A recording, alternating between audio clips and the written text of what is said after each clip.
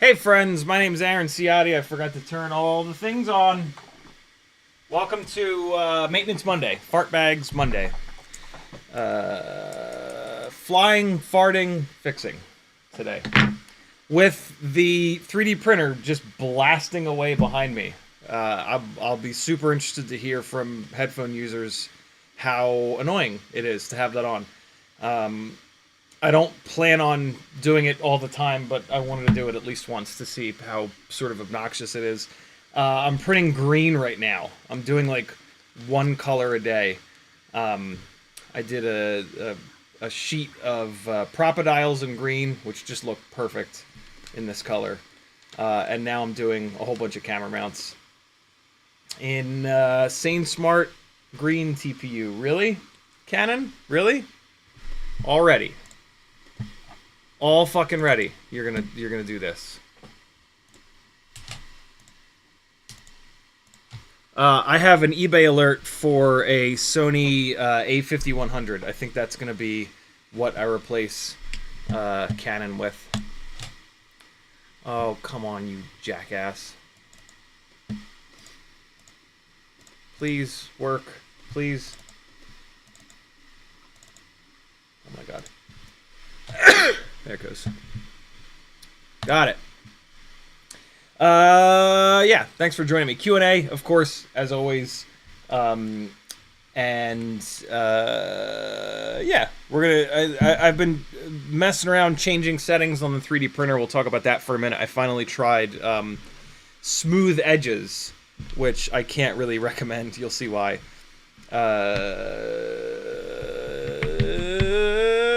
Yeah. We're going to be putting a canopy on the newbie drone Hummingbird race that isn't insane, that isn't this madness. We are going to probably take the Topspin motors off of this guy, and we're definitely going to measure them. But yeah, I think the new Tiny Whoop Project Topspin motors are going to be coming off the 04 1S cinematic rig. we are going to put the 40,000 kV Matrix CO3 rig up in the air, get the camera so that it's rotated flat, and then I'm going to try this new white E6000 on it to glue the camera in so that it doesn't continue to rotate every time I crash. And then, why do I have this sitting out there? I forget why I have this sitting out. Maybe I'll... Oh, we might put the Topspin motors on this rig. I think I might take the motors off this and put them on the cinematic rig. We'll see. We'll see. So yeah, we'll do some flying of these as we switch things out. And yeah, just kind of a low-key live stream. Hope everybody's cool with that. If not, Render was first, Frank Nicholas was second, 7-0, Capital C, Skull 901, Doubles FPV, Yannick, Adam, Denzel the Terrible, Metal Dirtskin, Douglas 6, Mr. Meaty, RC Thrills, Everyday with Bruno, Morton Upshot, Tito Bones, Brent Anderson, Frosty, BMO's Ride and Grind, Omar Perez, Kyle Saunders, Brent Anderson, 7-0 again, Bird Person, Morton Upshot, Skull, 661, Cole Powers, Dronzen. What's up, friends? If you want to talk directly to me, type CiottiFPV in your chat message or do a super chat. Is the spot where you can support me. Lots of different ways to do that. Patreon, as it says, helps me the most. Buy some fun stuff off of Etsy. Every single Etsy order gets a Propodial thrown in a random color. Oh, also, speaking of free stuff, I've got a whole bunch of these goggle straps with cats on them. If you want one, do an Etsy order, buy anything on Etsy, and I'll throw one of these in. Super high quality, made by Pretty Fly. That was they then changed their name to Broken Prop Crew. But yeah, it's got a bunch of little pink and sky blue cats on it. Free for you. You just gotta get me to send you a package, and then I can just throw this in there. I've got a whole bunch. I've got like I don't know, looks like 5 or 6 of them. So let me know. Just like do an Etsy order, and in the notes just say like cat goggle strap me. There you go. Cat goggle strap me. That's what you have to say. If you don't word it in that same way, I'll send you human feces instead. You've been warned. I went out to get a... so, Little Boo's phone is shitting the bed. And so I've been dragging my feet on doing this, but I finally took her out today to get a replacement. I'm going to upgrade her line, and then I'm going to take that phone and I'm going to give her my phone so that I can get something with a little bit of a better camera, because I use the phone to do all the thumbnails. This is an old ass SE, as you can see by the single tiny little camera lens, and the fact that it's red. So she's going to get this phone. I looked around a bunch and realized that the iPhone 12 and 13 mini are actually smaller than this, which is what I want. This is already too big. I would rather have something smaller. I went to the Apple store in the local mall, like, I swear to God, it was only like a month ago, and they had a bunch of the older phones for like $2 extra a month, you know, if you did a contract. And so I assumed that they would have the 12 and the 13 mini there. I go out today, and they don't have any old phones. They've apparently discontinued all of those old phones, and like the oldest phone that they have is the 15, which is gigantic. And so I am super frustrated. You can just buy like a 13 mini or a 12 mini, but they're hundreds of dollars. Our family plan, I've got us with where I think we're all out of contract, and so if you go back onto a contract, you save hundreds of dollars. And it's like, we're not going to leave AT&T, so it doesn't matter, right? And so, like, buying a 13 mini just outright is just insane. It's just an insane waste of money. And so I don't know what to do. I'm you know what I didn't try is I didn't just go to apple.com and see if you can get. No, see, it's like Apple wide. They no longer sell any iPhones older than the 15, and there are no minis. The most recent mini was the 13. So I don't know what the hell to do, man. Like, I'm admittedly tempted to just find a 13 mini and buy it and just not be in contract, but that is just such an unbelievable waste of money. I mean, I certainly don't want our bill, like, no matter what I get, it's gonna make the bill go up a little bit. But like, I think on like an iPhone 15, which it looks like is the oldest you can get. Oh, see, this is bullshit on a stick right here. $30 extra a month. See, that's not happening. This sucks, dude.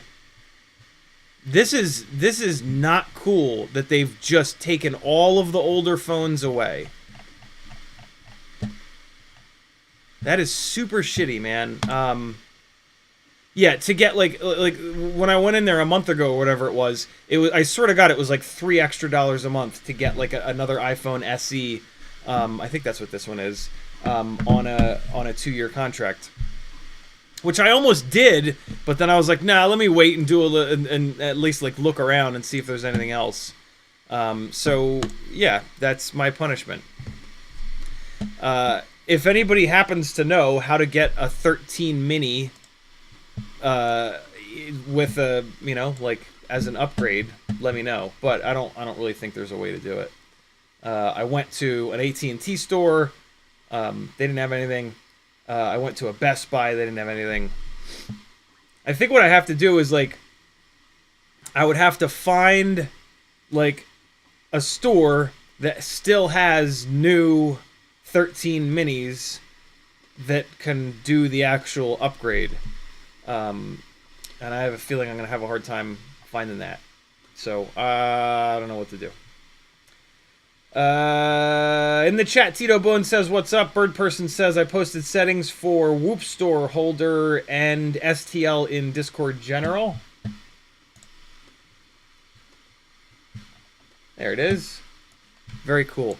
So Bird Person posted this last night, I think it was, which is very, very cool. This is, it's hard to tell from this image, but this is like a holder for batteries and the whoopster.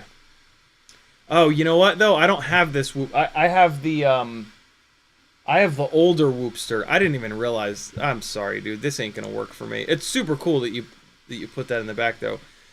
Yeah, I don't have the whoopster that this is for. I have the older whoopster. I do have the toothster.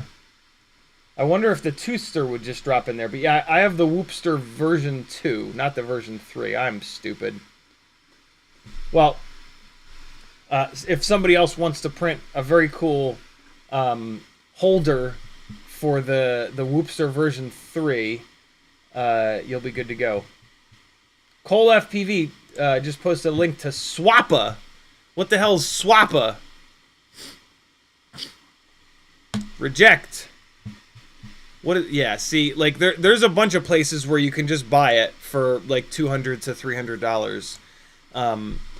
If I can find somewhere that'll do it as an upgrade, it'll basically be free. And so that's what I'm looking for. But we will see. We'll see. I didn't. I was so annoyed that I didn't actually start doing any research yet. So maybe I'll be able to figure something out. Morton Upshot says, mild hiss that is not terrible, but probably not something you want to run every stream. Yeah, so I think the main thing that you're hearing is just the fan on the damn thing. It's the robotics themselves are like really, really quiet, like outrageously quiet. But the fan, yeah, the fan be fanning. Cold Power says, I can hear the printer without headphones. Put on headphones. It's quite noticeable, but not the worst. Do you have any audio noise filter? No. I had compression and something else set up in OBS, but then it was acting really weird, and I turned it off, and I never turned it back on. I was just watching a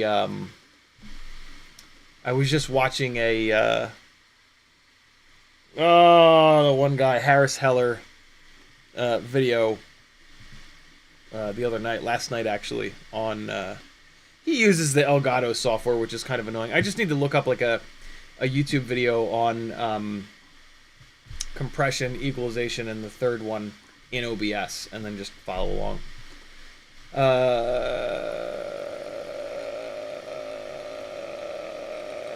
Cold Power says there's a bit of inconsistency to the noise, probably more annoying than the noise itself. Yeah, the inconsistency is probably the actual robotics moving around. Yannick says, any 3D printed canopy for Nano 3? Yeah, the Timmons made a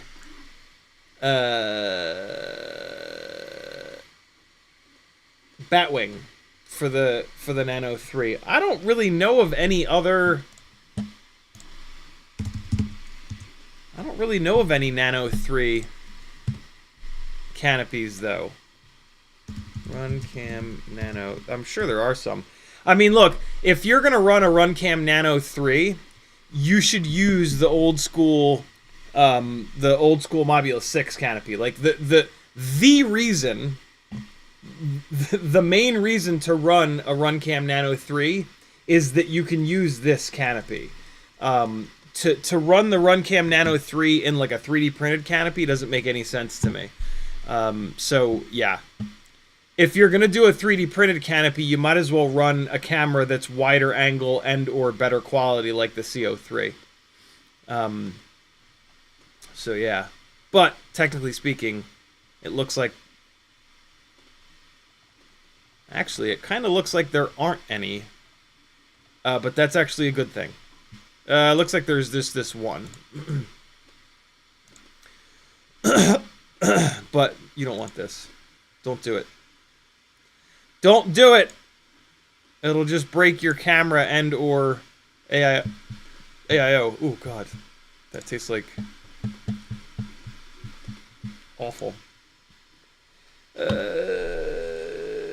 Dronesen says, has anyone found a comparable battery to the Tiny Whoop 2S BT 3.0? Seems like they're almost lost in space or something. Not yet, but soon. Oh, Jesus fucking Christ, Canon. Ow.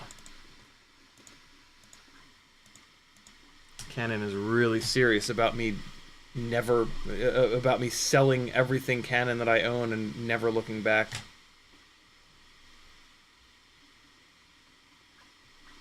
Come on, you jackass. Here it comes. There it is. All right. Kyle Saunders says, do the cat straps fit Fatshark Skyzone binos? I got some 04 Pros with the boring stock strap.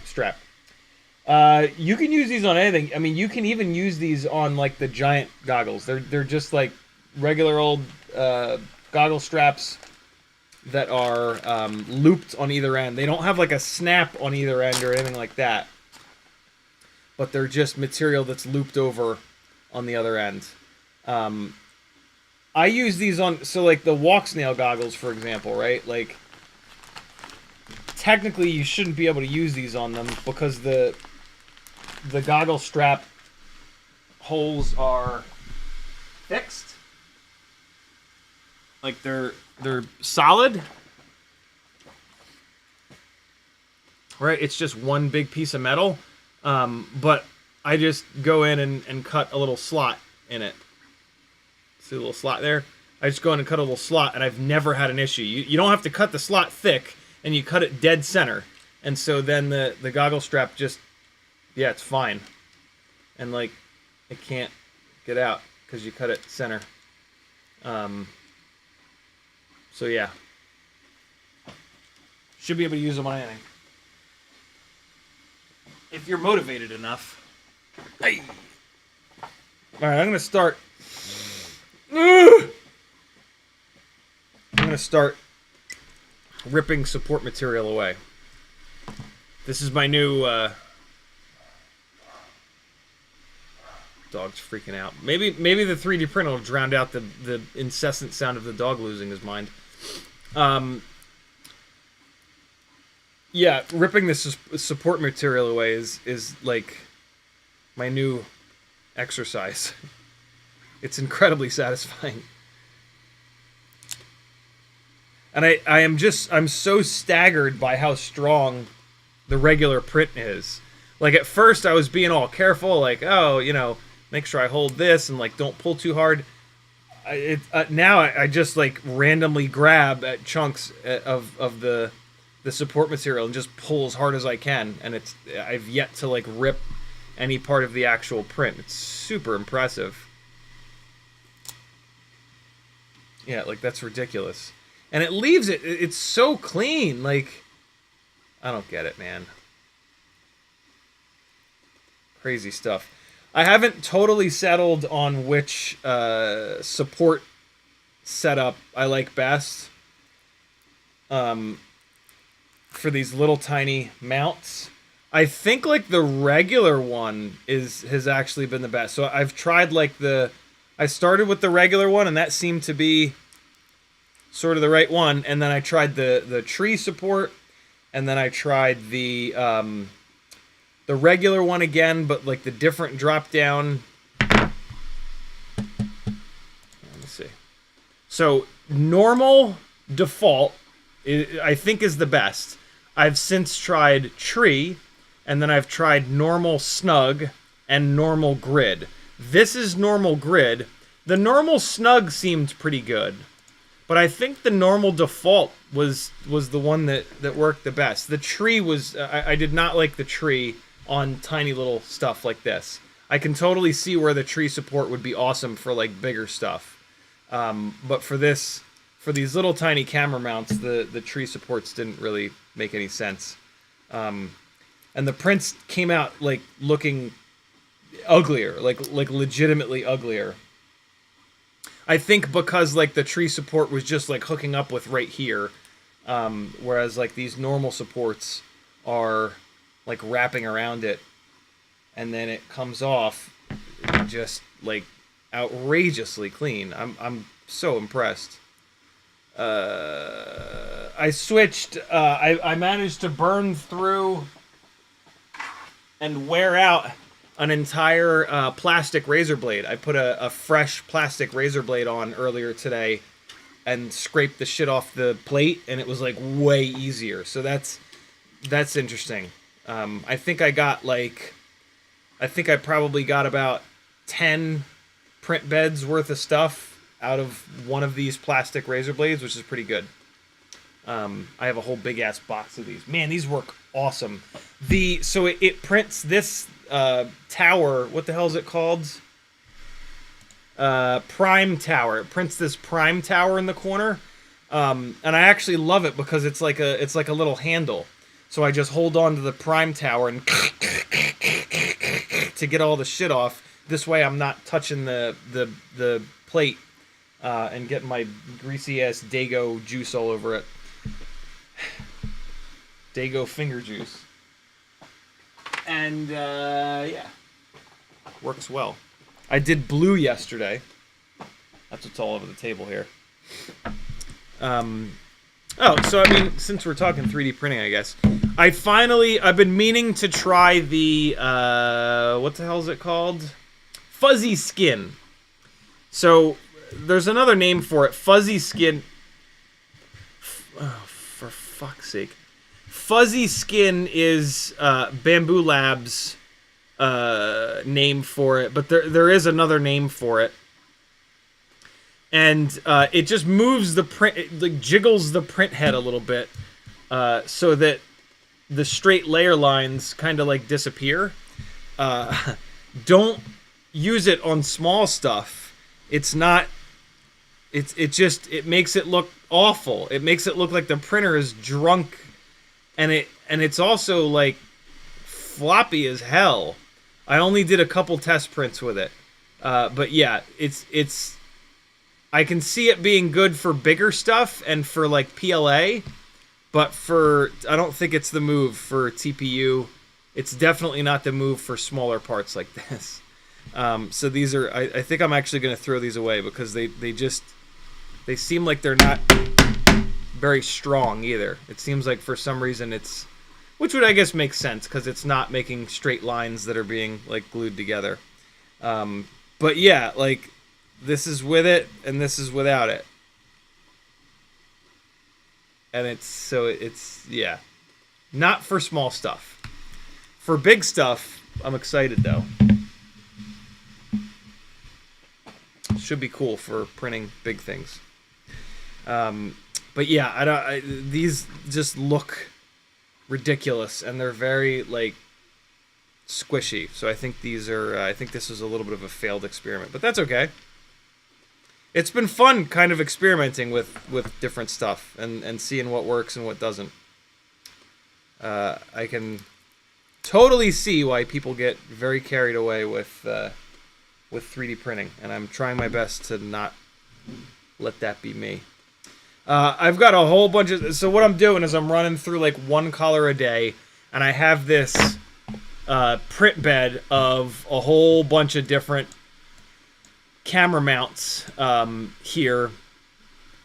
And so I'm printing a whole bunch of this stuff in each of the different colors that I've got, and then I'm going to put I'm gonna put the stuff that Timmons and hopefully Crom. I'm waiting for Crom to get back. Oh no, wait. I think I forgot to ask Crom, but yeah, the stuff that Timmons created, I'm gonna throw it up on the Etsy store, so you guys will be able to buy whatever, and I'll put a bunch of different colors in there. So yeah, these mounts here that Timmons and or Crom didn't make, I might.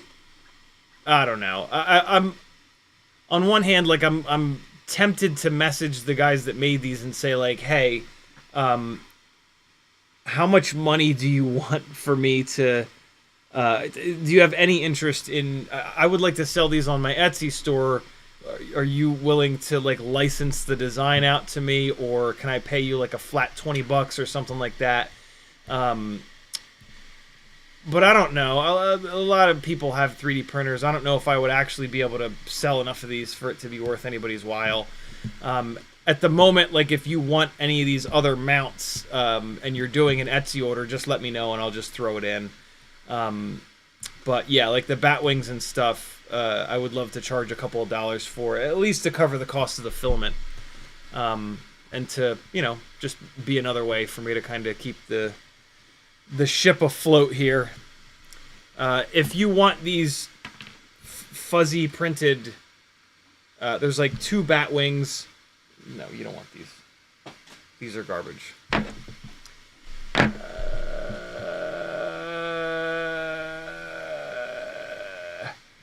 Frank Nicholas says, common Apple practice is to not sell old models directly for years. Minis have not been available for years. That makes me very sad. Very, very sad. Yannick says, check Micro Center for refurbished iPhones. Yeah, the problem with refurbished, though, is they almost never do them as a contract. You just have to buy it outright. And I'm just not going to do that. I'll just suck it up and get whatever the oldest thing that I can get as an upgrade. Render says, just get a Pro Max and mount it to your wall. No need for a TV. Yannick says, buy your phone and go ATT prepaid. It's $35 per month, tax included. No, that won't work. You know, the kids use shitloads of data and stuff like that, and we have to be on like a full thing. And like, you know, Maggie and I use our phones like kind of for business and shit like that. Frank says, Apple has not manufactured a Mini for at least 2 to 3 years. Be sure to check camera specs on older Minis. Yeah, I mean, it sounded like I'm not going to be able to get one of the Minis anyway, so that idea is out the window. 70 says, my son smashed all the 13.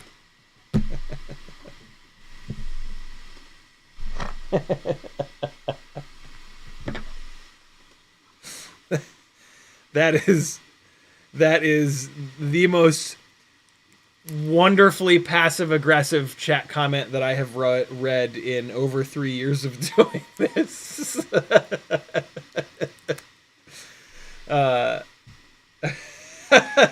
2 years ago, I would not have fully understood the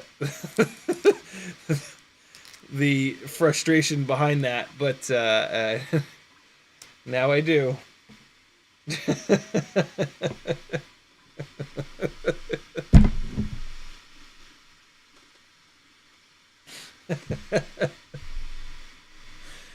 Oh man, 10 fucking points for that one. 7-0. Oh boy. Hope you had Apple Care. If you didn't have Apple Care, how much money have you spent on replacement phones out of sheer morbid curiosity?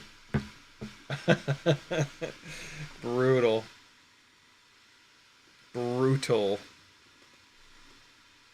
I'm going out this Saturday to chase RC drift cars with a little 04 rig, so there'll be some cool 04 footage to take a look at Sunday and Monday.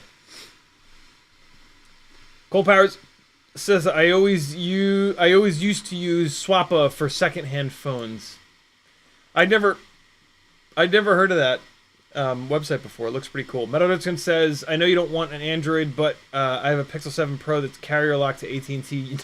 No use to me at all. You can have it. I literally wouldn't use it. I would put it up on the Etsy store. I appreciate it though. Every Day with Bruno says, find a Walmart that still has AT&T in it. You know, it's funny. I was almost like I pretty much refused to shop in Walmart because of how they treat their employees and towns that they move into and like just destroy. But if by some miracle I could find a Walmart that had a 13 mini, I would certainly go into it. But I really doubt it. From what Frank is saying, you know, they haven't made them in a couple of years. It's not going to happen. I think the one AT&T store that I went into today said that they have 14s. So that's probably what I'll get, is just a regular 14. But basically, I'm going to get the cheapest thing that I can. And it's looking like Apple doesn't do anything older than the 15. So it'll be like, try to find an AT&T store that has like a 14 still or whatever. And that's that. I doubt anybody's going to go all the way back to a 13. I snoozed, and now I'm losing. Cjo says, what printer are you running? This is a Bambu A1 Mini that I won at Rotor Riot Rampage last year for the micro edit chasing the little RC drift cars.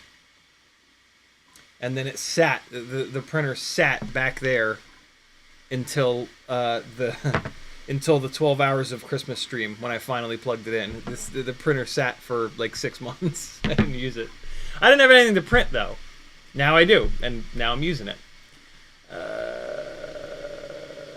Cole Power says planned obsolescence is an Apple specialty. Yeah. It's just good business. 661 says whoopstore V3 and 2-store is the exact same size. Amazing. Cool. So I'll be able to print that thing, and then I'll put the 2-store in it. That's awesome. Very cool. Cjo, no, we got that.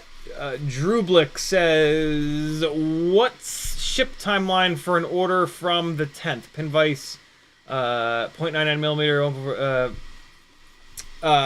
So it's 5 days, but I kind of got screwed because I don't know what I did, but I put like way too many pin vices and drill bits in stock.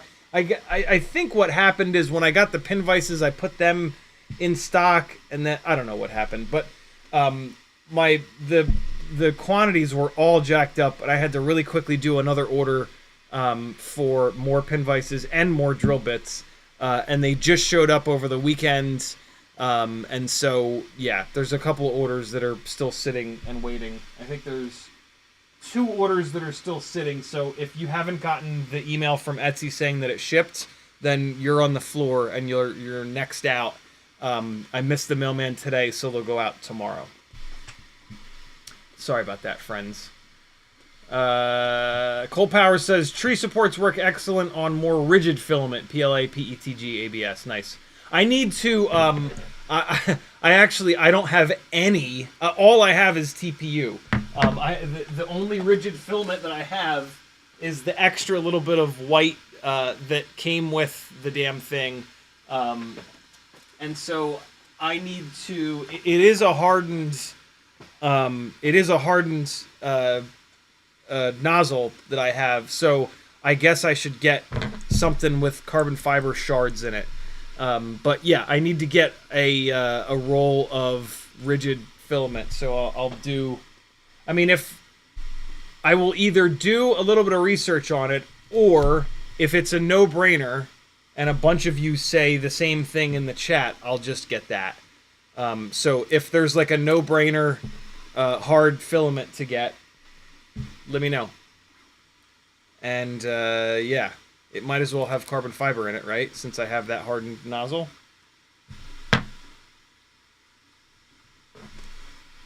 This is fascinating stuff. I've always been fascinated. It's really funny. Like, I've always been super fascinated with 3D printing. I'll never forget, like, the first thing that I had somebody 3D print for me. It was just such, like, a weird moment of, like, I just went on Google and typed in, like, I need something 3D printed, and it found a website where people that had, this is going back like a bunch of years ago. This is when I lived in Charleston, so we're going like probably 6 or 7 or 8 years ago. There was a website where people who had 3D printers could put their info in, and then I found a local guy and messaged him. I said, hey, I got a couple files from a Thingiverse I need printed. Can you help me? He said, yep, it'll be like $20. I can meet you wherever you want. I had him meet me like on my lunch break at my job. I handed him like a $20 bill.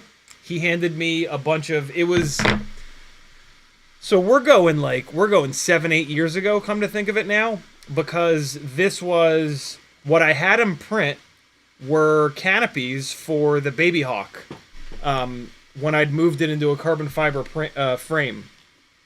And like he hands me the little skids, the little arm protectors, and the arm protectors, and like it was just this wild moment of like him handing me thing that he rapid prototyped and made from scratch, and me giving him a piece of paper, and then I had what I needed, and I was like, wow, it's super cool. And like long before that, my dad was running a bunch of 3D printers at the college in New Jersey, and so like he would every once in a while have something that was 3D printed, and it was always just like, wow, that is like really, really, really cool. But at some point I realized that like it was probably not for me, because I would get carried away with it, and I wanted to stay focused on FPV. And so it's like, yeah, I'm weirdly glad that I waited this long in a way, because I think that if I dove into this any sooner, that it might have become like, because if I dove into it much sooner, there would not be like a 3D printer sitting back there that does everything by itself, and I would be all obsessed with like getting it dialed in perfectly, which I'm like kind of already doing, but just like 1% of that, right? Like just changing the type of support rather than changing the 7,000 other like flow settings and speed settings and bing bongs in the Bambu Lab software. So I'm actually like super glad that that I waited this long until it became a fucking like a dishwasher that just sits there and you hit a button and it does things. Here's a question for you guys though. So the the Bambu Lab software has like auto, what is it? Auto arrange, and it just arranges these. Should I be like, is this fine? Like, is there a way that I can arrange these that will make it print better or faster? You know what I'm saying? Like, is it okay to have this empty space here, or should I be like moving this fucking thing over, or like, is there a, you know what I'm saying? I know that if I want it to print the whole object at once, I need to have a much bigger gap, but I'm not doing that. I'm doing, I don't know, whatever the hell the other option is. Don't print, by layer. It prints a layer at a time. Yeah. Know what I'm saying? I need to start paying more attention to the orientation. I'm also using their auto orientation thing, which seems to work okay.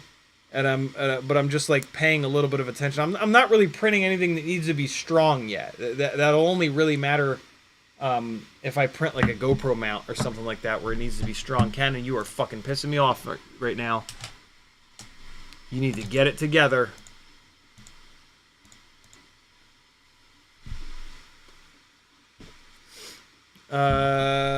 So yeah.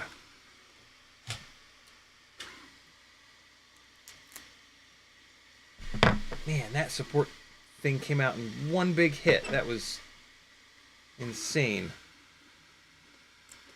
I know, it left a little bit. There we go. Come on, man!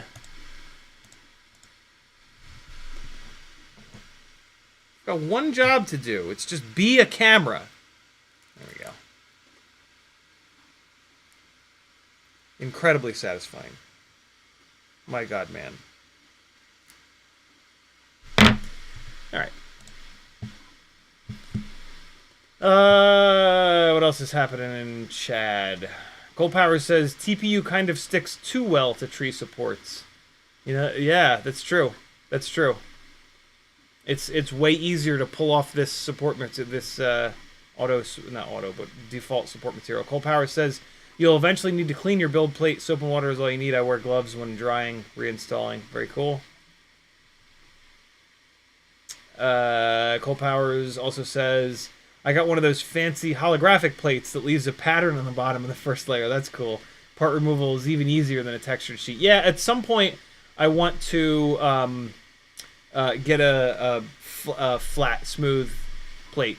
But for right now, the one it came with is like totally fine.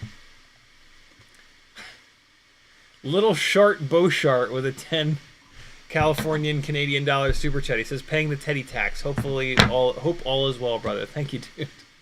Little Shart Beauchart. Oh shit, Cjo with a $4.99 super chat. He says, the program I'm in at my college got featured on CBS Sunday morning. Link in Discord. Holy shit. Where at in Discord? I don't see it in general nonsense.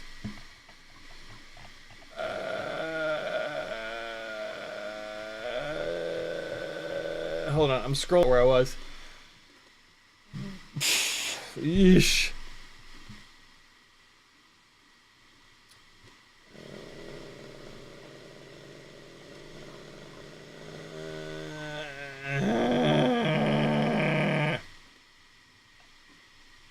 There it is.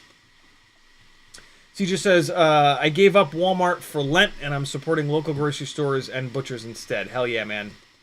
Yeah, right now, good lord, more than ever, if you want to have any impact on the world, you're going to have to spend your money in places that match your sort of values. Which, I mean, we should all be doing anyway, right? Boy, is it convenient and quick and easy and usually cost effective to order shit from Amazon, but boy, are they not good for, I mean, the world in general.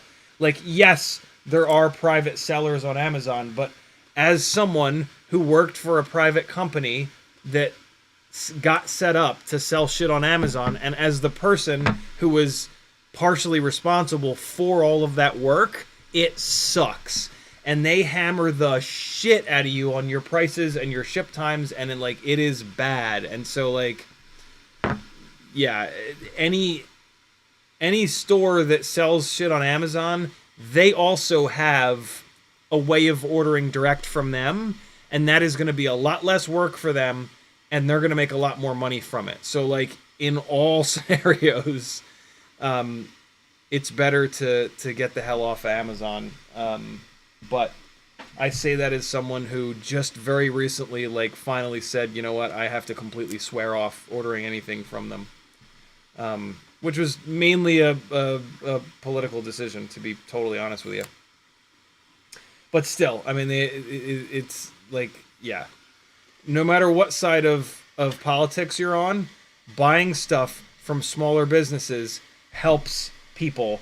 It's not just liberals that own businesses, right? It's like everybody, and like supporting a small business is always putting more money into someone's pocket that has less money, right? Buying shit from big stores puts more money in the top 1%'s pockets, and that doesn't benefit us in any way, nor has it ever, nor will it ever, because trickle down is an absolute farce. And yeah. So, regardless of what side you're on, buying from local businesses is going to make your life better in the long run, unquestionably. So, yes, it's more difficult, and yes, you're probably going to spend a couple extra dollars, but in the grand scheme of things, it's pretty important. And so, do it. Or else we'll all die.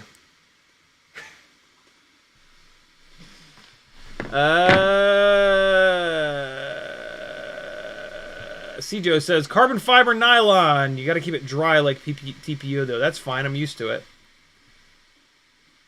Scott Harper says, I have a Meteor 75 Pro and would like an adjustable camera canopy using the CO3 camera. Do you know of one? The Beta FPV one that it probably came with is really the one. There are not many canopies that are all that great. There are a couple of things that I hate about this canopy, but it is still one of the best. And it is adjustable for the up tilt. So yeah, the Beta FPV canopy is the one that you want. I had to. Somebody got it. Mr. Meaty says, just get PETG, almost as easy as PLA, but with some give, so very strong.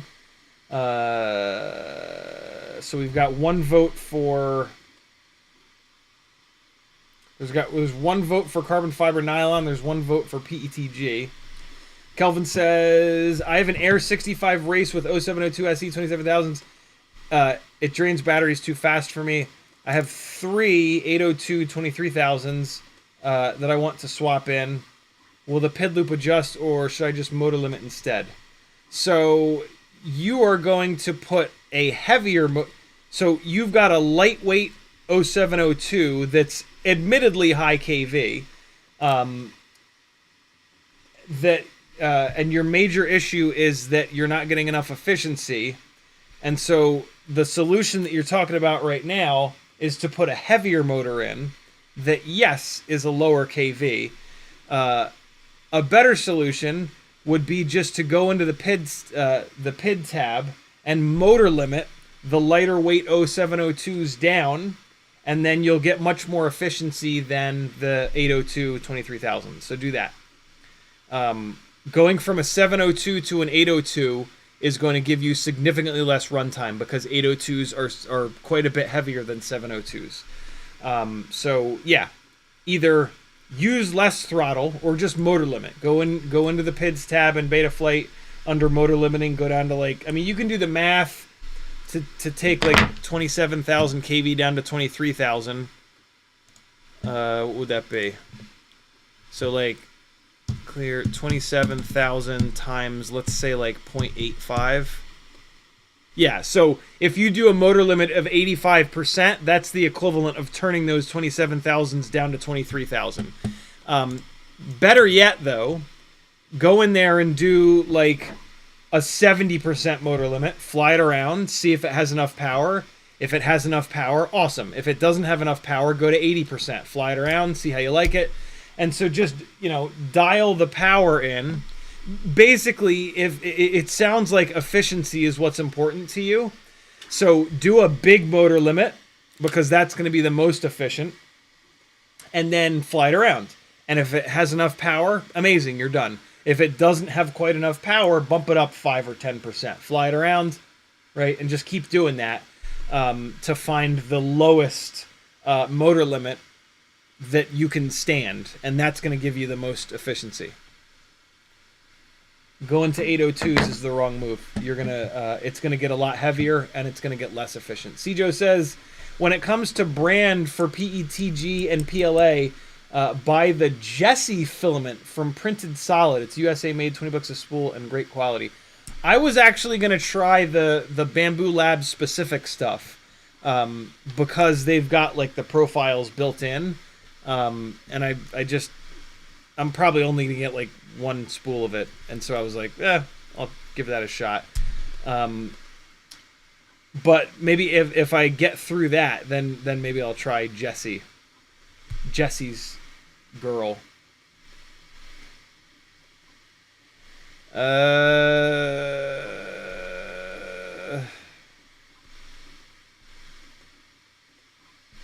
the hell was I in chat? What? Where did I go?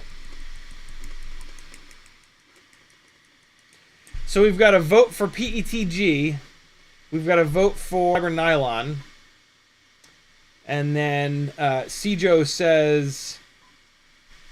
Oh, no, okay, no, there's... Never mind. Cole Power says, use the lay flat on face tool to pick the proper face for the bottom. Some of your parts are upside down. Use the lay flat on face tool. What the hell is that? Fill bed with canopies, close, simplify, mirror, add part. Where's the lay flat on face tool? This is how I troubleshoot problems now. Where is the lay flat on face tool in Bambu Lab software?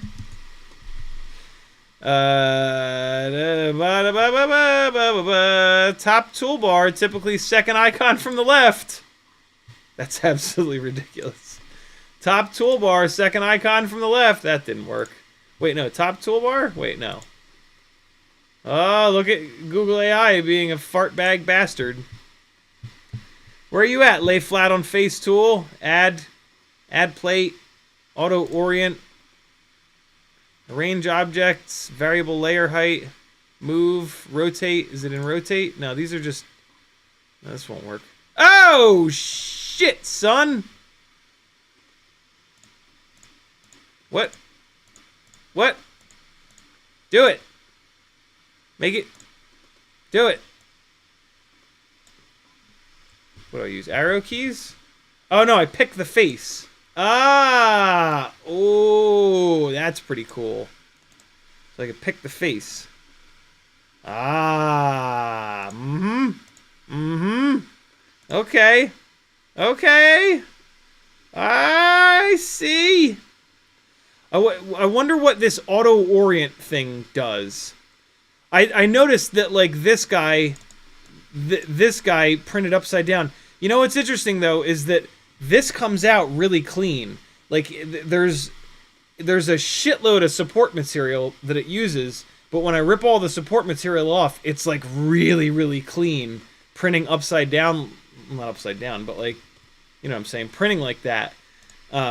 It feels weird having it print like that, but damn if it doesn't kind of print totally fine. All right. Lay flat on, well, no, just lay on face. That's a cool little tool. All right, I'm learning. I'm learning some things. You know what I want to do that on? is this guy here.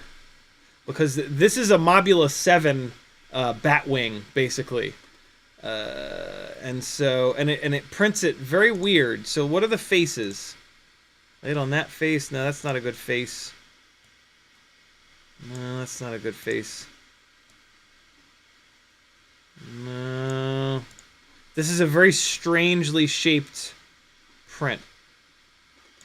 I'm going to try it like that this time, I think. Cool. Lay on face. Keystroke is F. Slick. What are the rest of this? Color painting. Measure. Brim ears. Assembly view. What? What is that? I don't like that. Get me out of here. Okay, good. Whew. I was worried I wouldn't be able to get out of there. What's this? Text shape. What's that mean? Seam painting. What is all this? Supports painting. What the hell? This is ridiculous. Too much. Too many things.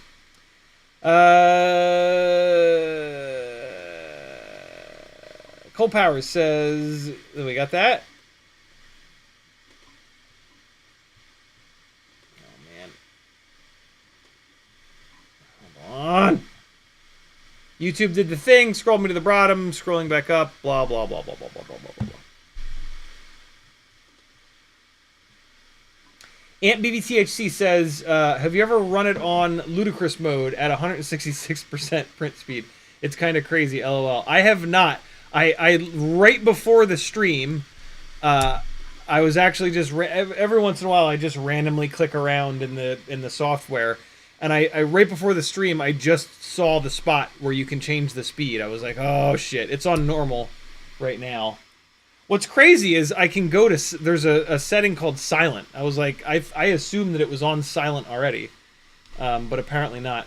So yeah, I am going to try the crazy speed. I'll do a run of Propodials at ridiculous speed and see if there's... See what the difference is in quality. Should be cool. Although, man, it shakes the shit out of this little IKEA cube every once in a while. When I printed the Benchy out, actually, it was shaking the bejesus out of the cube that it sits on. That was kind of nutty. All right, is this one with the weird skirts on the bottom? It is. It is. Render says spitting facts. CJ says, I posted it in the video collective on Discord. Aha!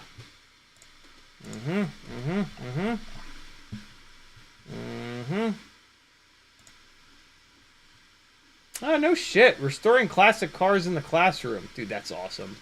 Holy hell. I can't click it because I'll get copyright ding-dong, but that looks rad, dude. Very cool. CBS. That's awesome, man. Very cool. Where are we at here? CJ says, PETG is good too. You don't need an enclosure for it, so probably better for the A1. Yeah, I'm not doing any weird enclosure shit. Tito Bun says, do you still fly 5-inch or just whoops and tiny whoops? If there's a scenario, if I go to a place that's big where a 5-inch rig makes sense, I will absolutely fly 5-inch builds. But the tiny whoops fly so good that like I can just kind of hang out here and fly in the house, in the front yard, in the backyard, and have just as much fun. You know, flying 5-inch rigs is like a lot more time charging batteries, a lot more time driving to a spot. I'm going to break a bunch of shit driving home. I got to fix a bunch of shit.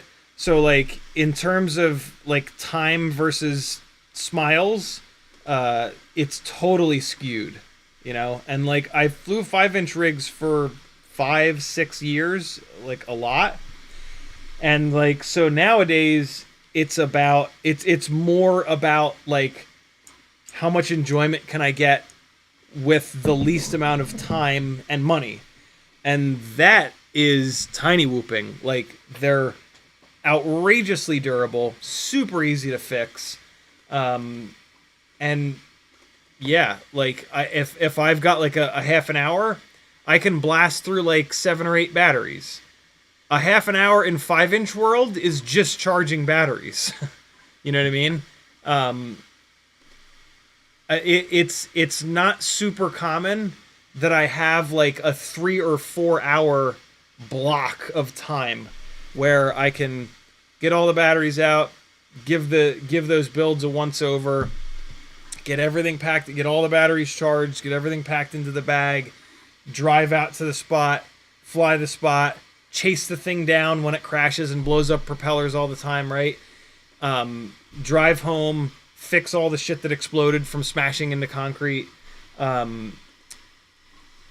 You know, like that is so much more time consuming. And like, yeah. So it's tough. Like, on one hand, like, it feels weird that I don't fly much 5-inch stuff anymore, but when I look at it like realistically, it's just, you know, and like it's not. It used to be way more fun.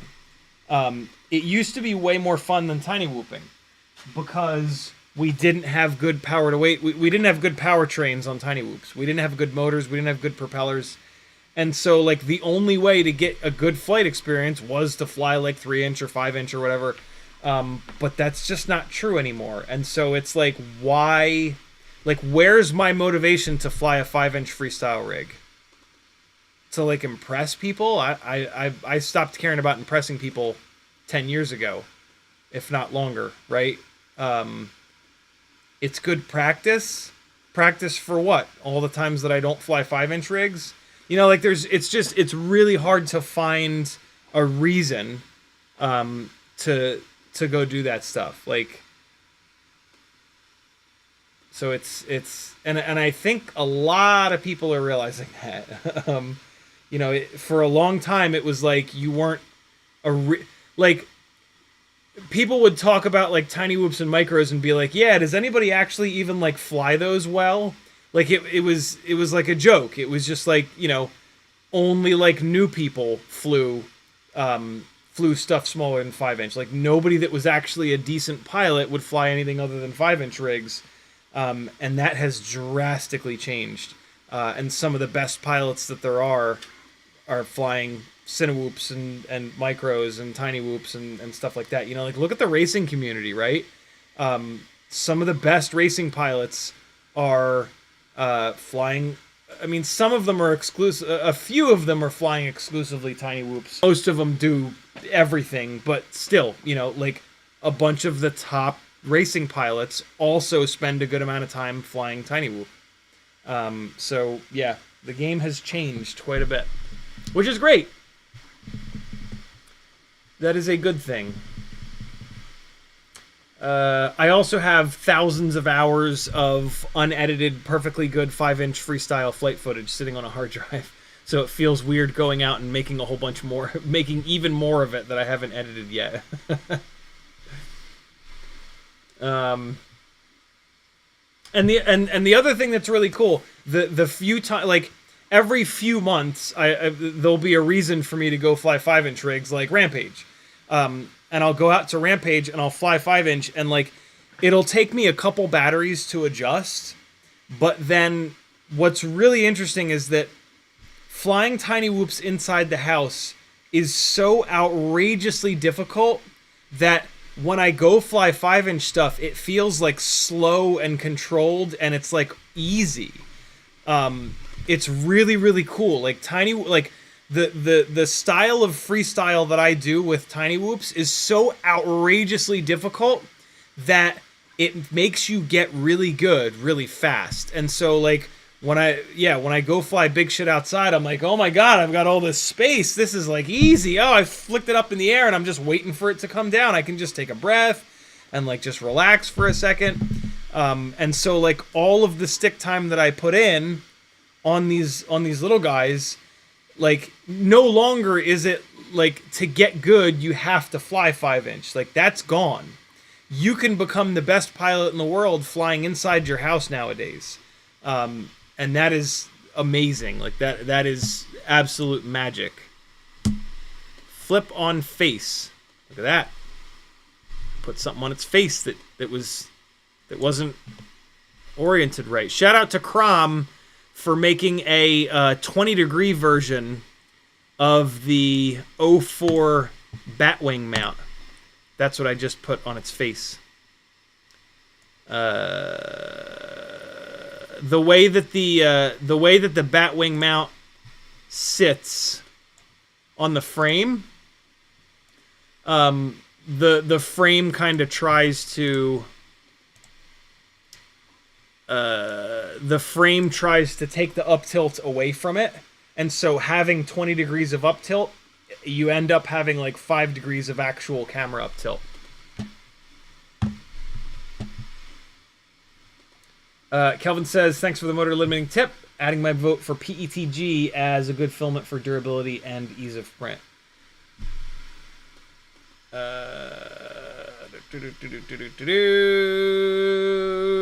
So it looks like we're all over the place, which is fine. Cole Power says it's in the toolbar next to scale, right of rotate. Awesome. Somebody typed in all capitals as soon as YouTube scrolled me to the bottom for no reason. Auto orient. Is auto orient good? Should I be using that? I have been using it.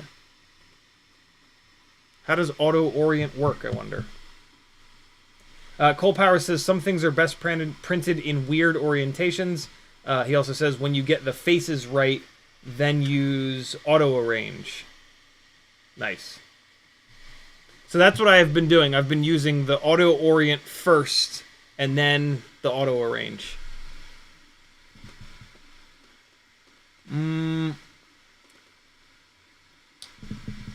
Cjo says, okay, changing my vote to PETG because people are saying nylon is toxic, which I didn't realize.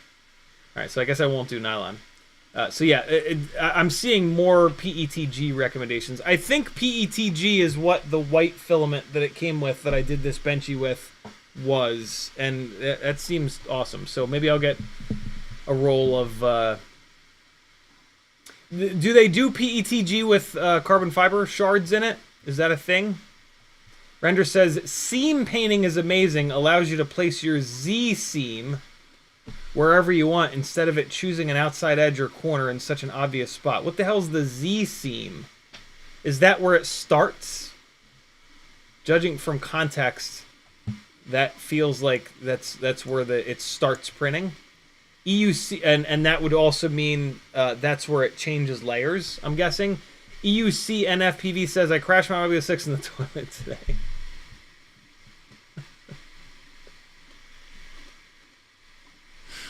That's so much worse than the dog bowl.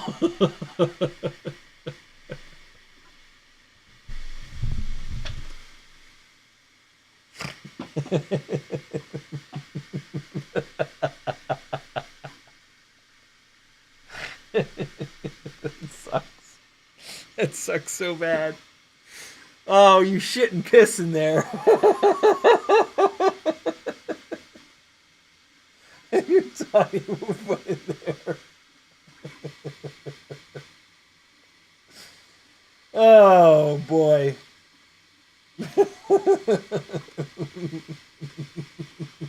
That's so gross.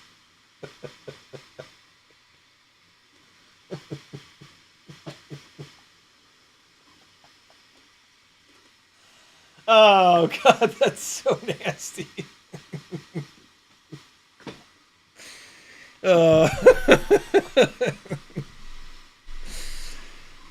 boy. For whatever reason, like a long time ago, I've always put the lid down on the toilet. Always, my entire life. So, like, I have muscle memory where I put the lid down with my left hand and flush the toilet with my right hand. I cannot not do that. If for some reason I get off in the bathroom and like I flush the toilet first. Like if I take just a big nasty one, right, and I flush the toilet first, when I then inevitably put the lid down, muscle memory will make me flush it again, even if I literally just flushed it. And so, yeah, the lid is I've never crashed into the toilet because the toilet lid is always down for me. So there you go. There's your the main lesson learned there. It has nothing to do with flying. It has to do with putting the fucking toilet seat down. And everyone that you live with from here on will appreciate that. I always like did it and it wasn't really a thing, and I don't know, I just thought it like looked better and it, like whatever. I never really thought about it. And then at some point a woman told me the real like, so women care about this, right? Like men traditionally we don't really care about putting the toilet seat down.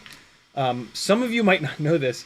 The reason why women care about it, from what I've been told, is that if they go to the bathroom in the middle of the night and they don't want to turn the lights on to not wake you up or just ruin their night vision or whatever, if they just go and sit down and you've left both the lid and the seat up, they will like fall into the toilet because they'll sit on the huge ceramic area, right? So like putting the seat down is the biggest thing, but put the lid down too, you fucking savages.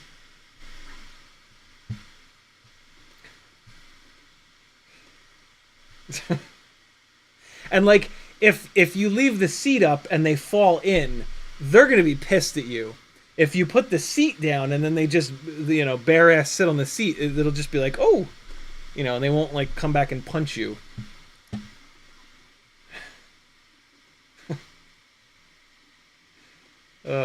Tiny Whoop crashed in the toilet. Brutal. Tito Bone says, totally understand. That's why I want my 2S 3-inch fixed. It's perfect for the house and neighborhood. Still need a whoop of some kind myself. Fair warning, when you build a good tiny whoop, you'll never fly outside again. Scott Harper says, I just got the Bardwell 3-inch kit for Freestyle to go with my 4-inch long range and my tiny whoop. Very cool. Let us know how that Joshua's 3-inch setup is. Looks really good. Andrew Taylor says, what about 3.5-inch? Would that be easier to manage time/location issues over a 5-inch? Not really. It's anything bigger, anything that you can't fly in the front of your house is all the same, because you gotta like drive to a spot and then you gotta try not to hit somebody in the face, and then it's gonna break, right? And so like, yeah, and like 3-inch is better than 3.5-inch anyway. 3.5-inch is too floaty. The only 3.5-inch rigs that work right is when like your all up weight is like 350 grams, and usually you're not there. So like, don't do 3.5-inch. Do 3-inch. 3-inch is where it's at. Latino boy Vincent from Florida said, "Do you have any kids?" For some reason, Denzilla deleted it. I'm assuming later on in the conversation, something was said. I don't. He started spamming the chat. I don't personally have any kids, but Maggie has 2, and so I get the cool opportunity to try to have a positive impact on their lives, which is pretty awesome. And I didn't have to, you know, get pissed on, shit on, thrown up on by them when they were growing up. So dodge that bullet. Yeah, Latino boy Vincent from Florida, you can't do this, dude. You like, there's like 100 people in the chat. I can't just talk to you, brother. You gotta chill.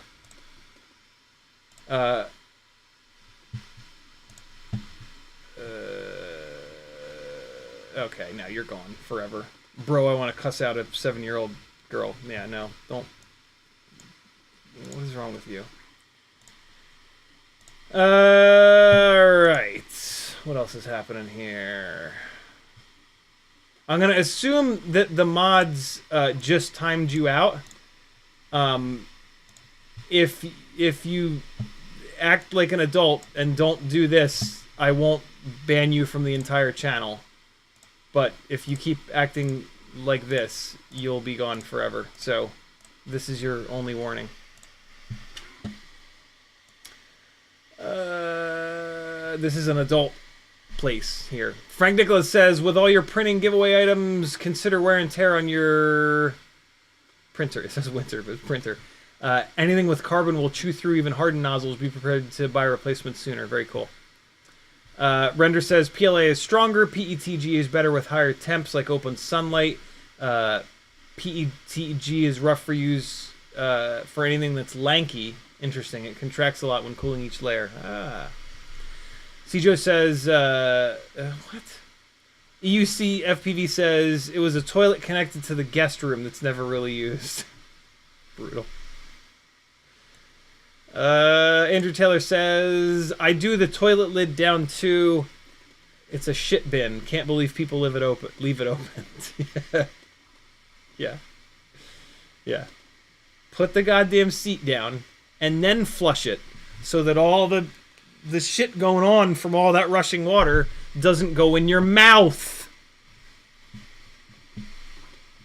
EUC and FPV says, always have the seat down, but I guess the lid is just as important now. Cole Power says, as someone who lives in a bachelor pad, I am shocked to learn I have a toilet lid at all. Even when I lived alone, I still put the goddamn seat down. Cijo says, did Bardwell ever get back to you on it? Yeah, he did. We've been talking about it. I'm trying to convince him to. It's looking like he's gonna do a sim rig first, which is a really, really, really good idea. But I'm trying to convince him to just go to an autocross up in Tennessee. But he's just like everybody that I've ever told to just go. It's just like, oh, I don't know how to do it. It feels weird. Which I get. I didn't go to autocross for a while. But like the best thing that you can possibly do is to just go. Literally, as soon as possible. Don't mod the car. Don't mod yourself. Just go. Denzel says, is hide user on channel same as ban? It is. Render says, all I fly in front of my house is 3.5 inch. Careful. You hit somebody's car with a anything bigger than like 2.5 inch. It's gonna cost you. Cole Power says, the seat is one thing, aim good enough, and you can clear the seat. It's the lid that I basically never use. Yeah, use the lid, because you'll put a tiny whoop in there at some point. Cijo says, I'll super chat him about it. What's that mean? Oh, Joshua. Yeah. Yeah, super chat Joshua, dude, when are you going to your first autocross? Because, yeah, and for any of you guys that have any interest whatsoever in motorsport, I'm serious. Find your local autocross region and just go. Don't worry about classing. Don't worry about a helmet. Don't worry about suspension or brakes or tires or anything. Go there.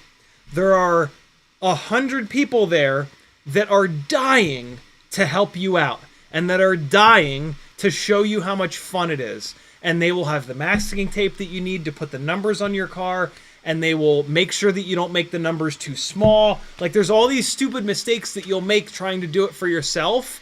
Just go, and people will help you, and then, like, it's awesome because they get to help you, and they feel good, and you make a bunch of friends in the process, and then you don't have to do the research. You don't have to waste the time doing the research, right? You go there and you just do it.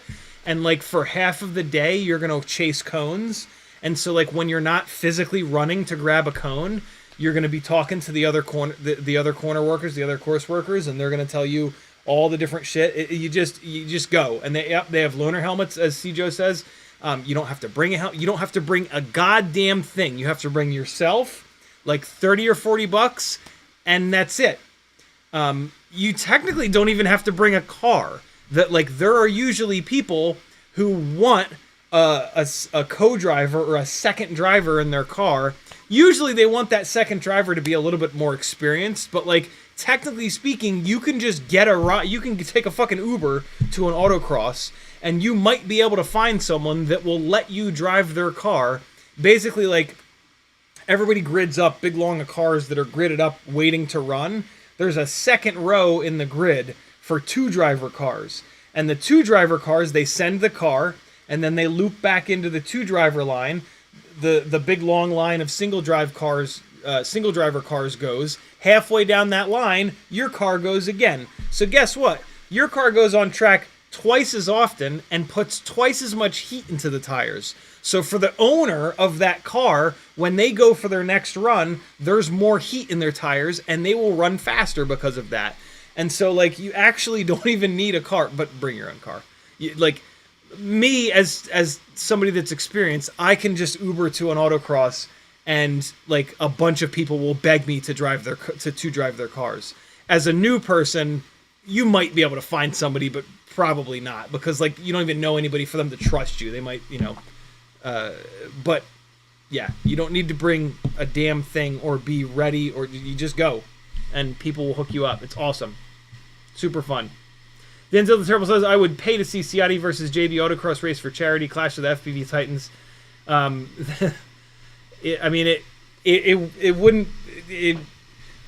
It wouldn't be fun to see us, like, compete against each other, because I've done probably, I don't know if I've done thousands of hours of autocross, but hundreds for sure. Each autocross run is only like a minute long, so to get to 1,000 hours takes a really, really, really long time.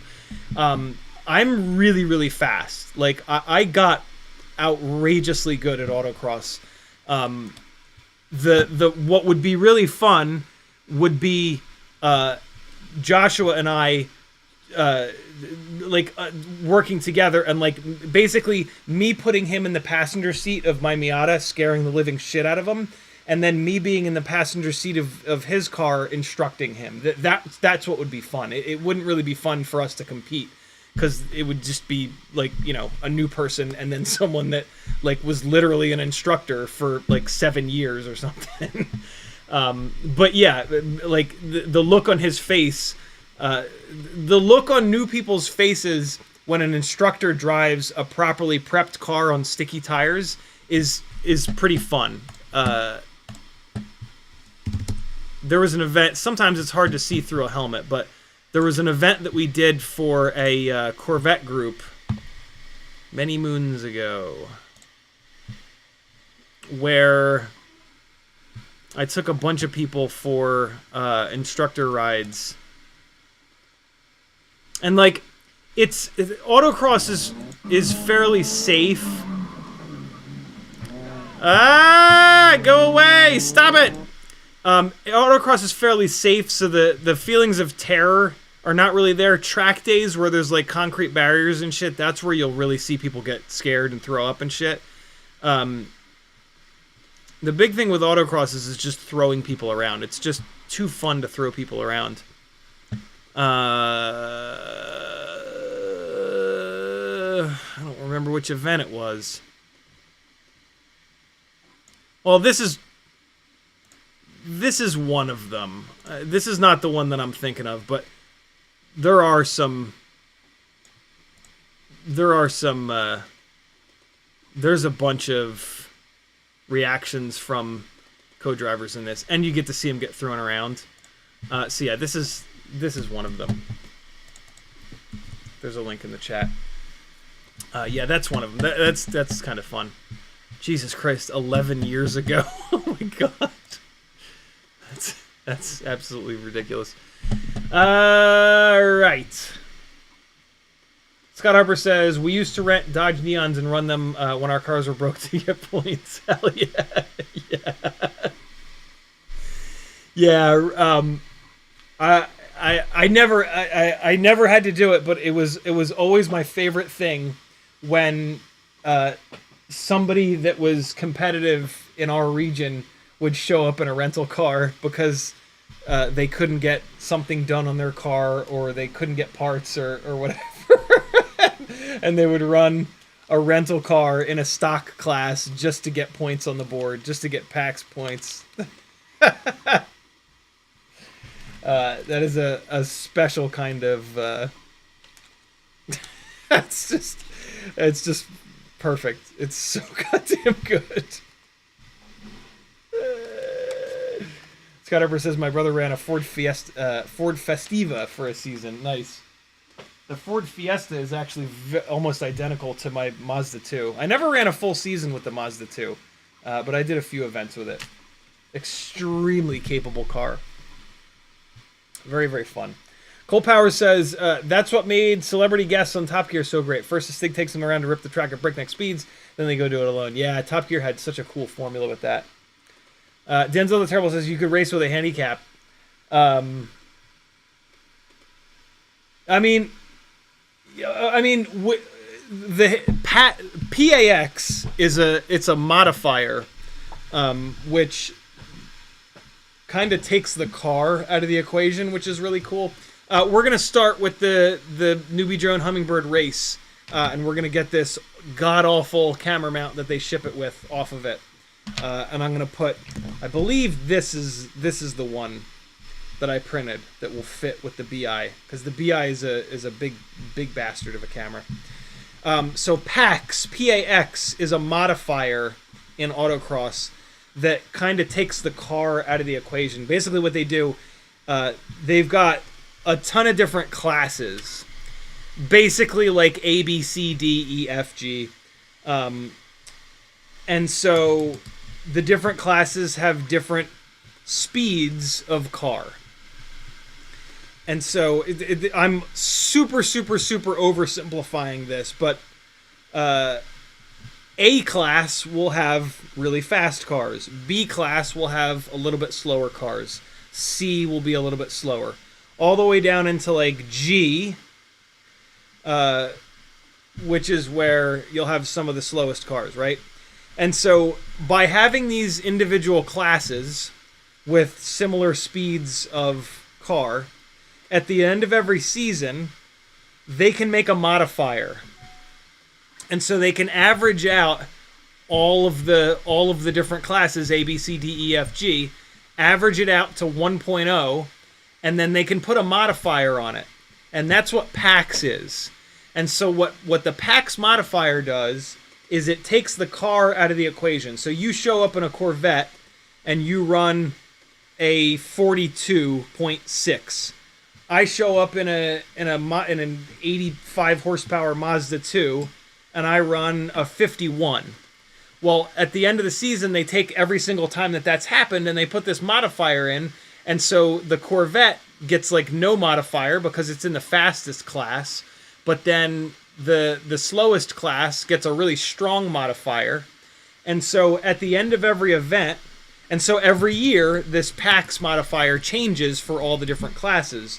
But one of the really cool things about autocross is that every event you go to, no matter what car you're in, you've got this PAX modifier, which takes the car almost completely out of the equation. So you can show up in the slowest car, and if you're the best driver, if you're the fastest driver, the PAX at the end of the event, they give an award away for the fastest PAX. And that's really what everybody wants. Everybody wants to have the fastest PAX time, because that is pretty much the fastest driver at the event, because it's taken the car out of the equation. Without PAX, it's just how much money do you want to spend? If you spend a whole shitload of money on Hoosier A7s, which are the stickiest tire, and a bunch of prep on your car, you can just show up and shit stomp everyone on your raw time, on your unmodified time. And like, yeah, that's cool. But the people that actually know what's what, they don't really give a shit about that. They give a shit about the PAX time. And so, yeah, PAX is really, really, really cool. I will say this about this newbie drone mount. They have sized the front of the mount really well, so it's actually hard for me to get the camera out. Unfortunately, the rest of the mount is too damn floppy. But it's actually really difficult for me to get this camera out, to the point where I might need to cut this mount, which is fine because this mount is pretty worthless since it's so floppy. But let me at least spend another half a second trying to not ruin the mount while getting the camera out of it.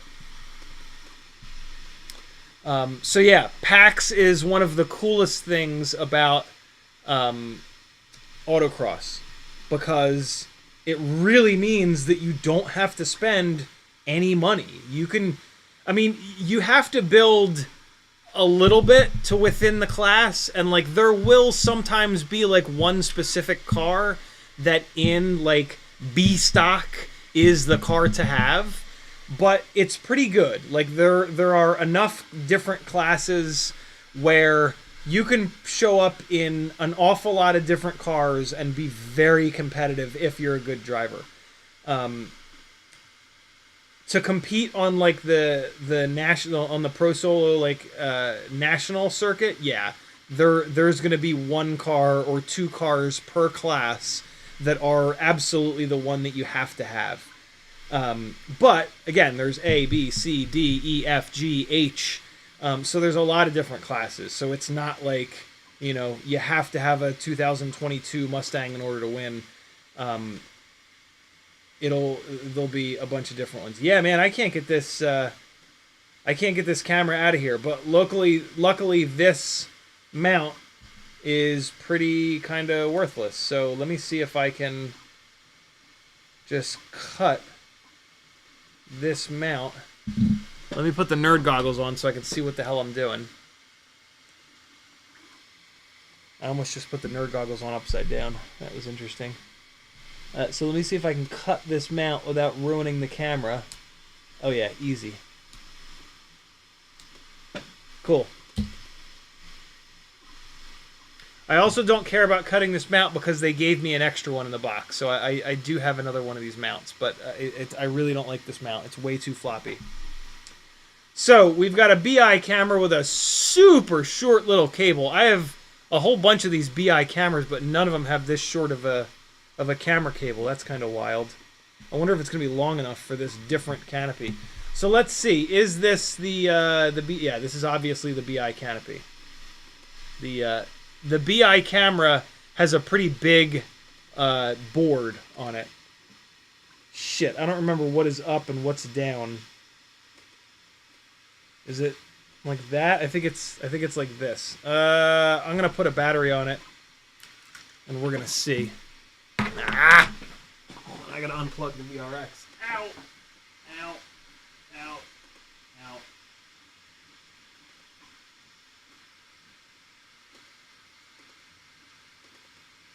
Alright. That is now plugged back in. Yay. Okay, so I'm gonna plug this in, and I'm tempted to. Do I have a CO3 floating around? I think the CO.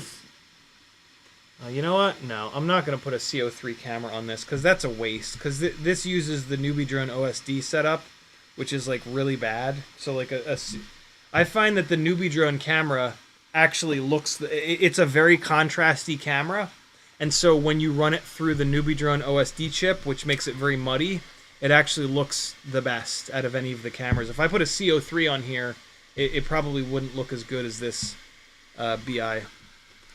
Alright, so let's see what's up and what's down and what's left and what's right with this... particular cam. So okay, so that's where it's set up.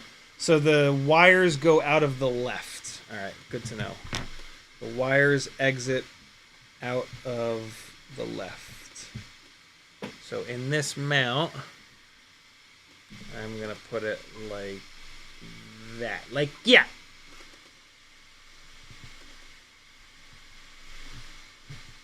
Anybody know who that is? Who I'm imitating? Like, yeah. We'll just put it in here like, yeah. That is Bob Ross. Bob Ross says like that. Like, yeah. Says it just like that. Next time you see a Bob Ross live stream on... If you're not subscribed to the Bob Ross channel here on YouTube, boy, are you missing out.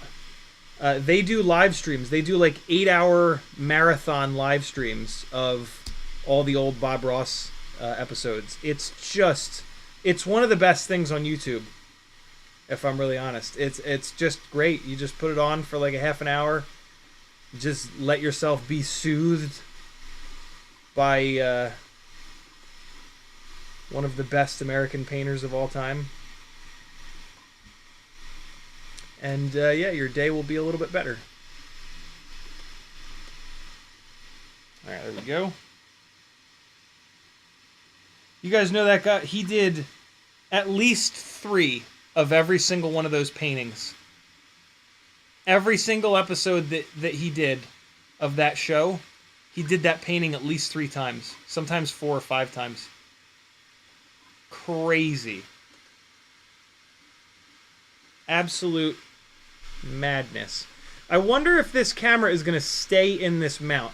Normally what I would now do is put a couple little dots of E6000 on here, but let's just freeball it and see if the camera will magically stay in the mount. I'm using my little 0.99mm drill bit just to open up the hole in this little foot here.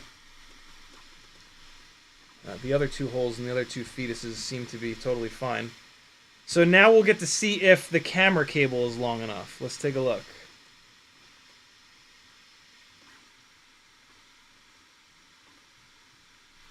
I think we're going to be alright. The other thing I like to do with these little newbie drone camera plugs is actually put another little dot of E6000 on the camera plug. I don't think this cable is going to be long enough. Let me just bend it over a little bit. Nope. Okay. So, let's get another BI. The regular BI has a significantly longer cable on it. And I should have an extra one floating around here somewhere. Get out! Get out of there.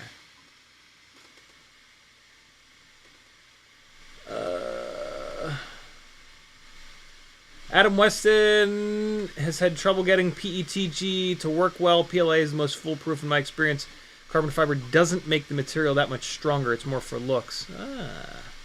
Chitonian says, my parents did a lot of autocross in Volkswagens in the 70s, early 80s. They said for the big events, someone would rent some ship box and the champions for all the classes would run that after. Yeah, they do all kinds of fun stuff.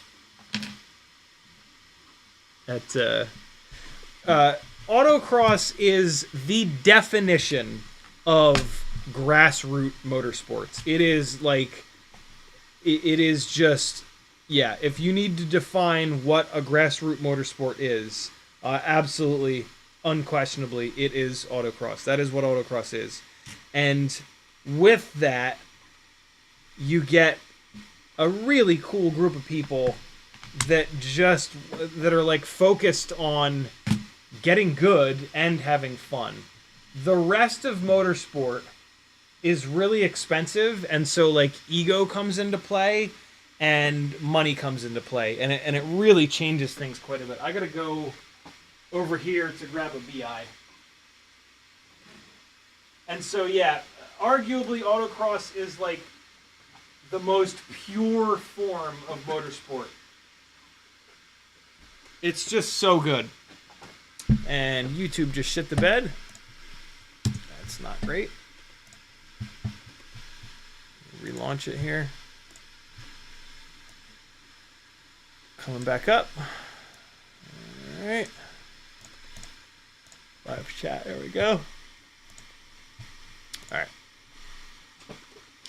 CMYK says, jumping into Uncrashed if anyone has trick questions or needs to get stick time like me. Kyle Starner says, have you seen the off-the-shelf OpenIPC VTXs Mario FPV has been posting on his channel lately? Flight videos look promising. I have not. I have not looked into OpenIPC really at all, to be completely honest. As far as I'm concerned, we've already got too many video systems, and I don't see a world where OpenIPC will ever be able to catch up with the other guys. I love that it's open source and all, but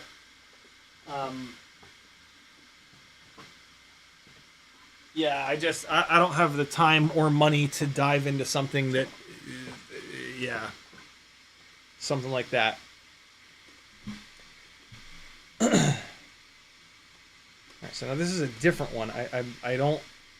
I'm not going to assume that the wires come out the same side, so I'm gonna have to do this again real quick here.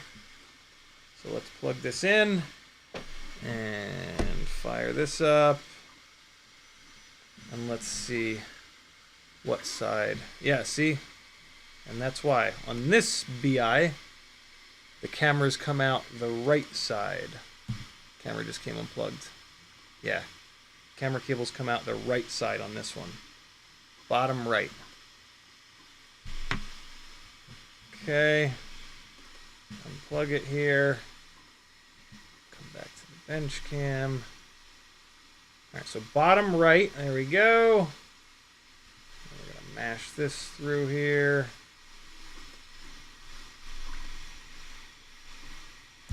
Get in there. There we go.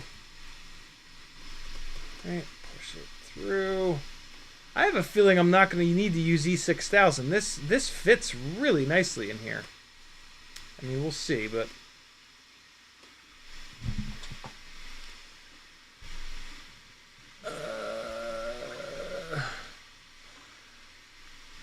C-Joe says carbon fiber makes it more rigid but less strong, more shatterproof, I guess, right?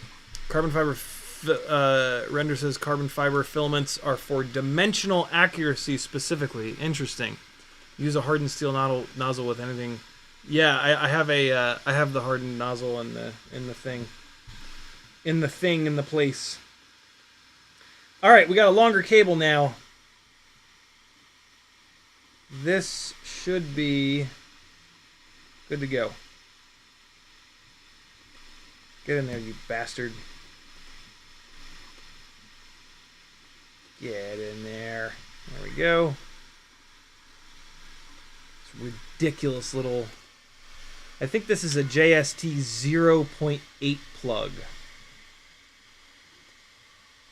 I could be wrong, but I'm pretty sure that's what this wacky little plug is here. That Newbie Drone and nowadays Beta FPV is using as well.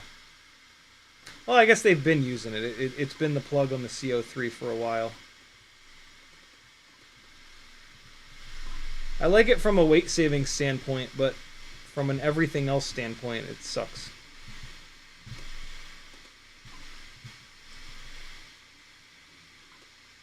Oh, that's annoying. This mount kind of pushes up against the camera plug spot. That's not great. It'll be alright, though. I wonder how much duct is going to be in view. This mount sits up pretty high, but it's pulling the camera back pretty far. Like, the camera is very centered. I would kind of rather the camera be a little bit farther forward, if I'm honest, for a little bit less duct in view. But this is going to centralize the weight the best, so this will give us the best flight characteristics. Again, this is a Newbie Drone Hummingbird Race, the nutty lightweight one. Oh, I forgot to weigh it before I did this. God damn it. Well, I mean, the weight is probably on their website, though. I have a feeling this is going to be just a little bit heavier with this mount. But, I mean, it's still, like, stupidly lightweight. It's still pretty much, like, the lightest weight tiny whoop that you're going to be able to build. Christ, it uses the windings wire for the motor wires. Shit is hardcore. Ah! Hold on. I gotta open up this little hole in the mount.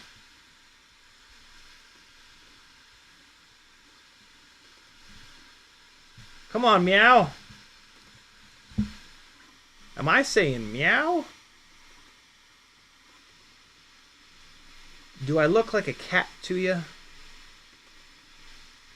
Am I jumping around all nimbly-bimbly from tree to tree? Do you see me eating mice?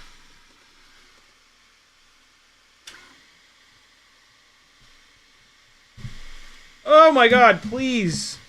Just be cool.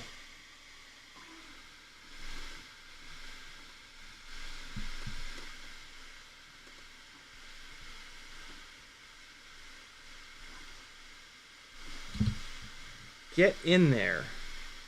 Boy, it is hard to get these screws started in the 3D printed holes in the little canopies sometimes.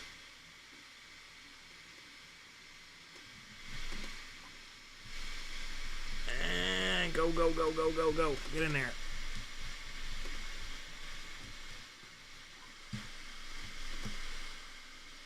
Yes. Got it.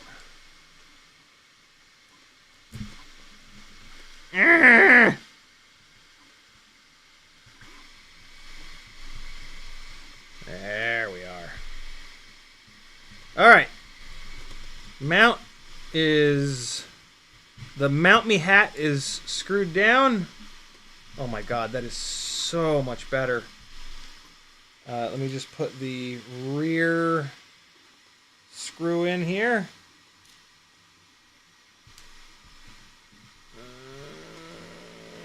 Okay. Get in there.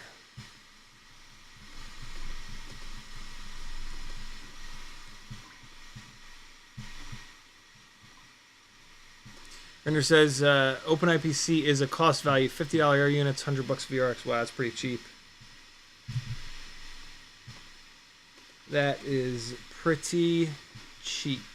CJO makes it says no, it makes it brittle. Yeah, that's what I assumed.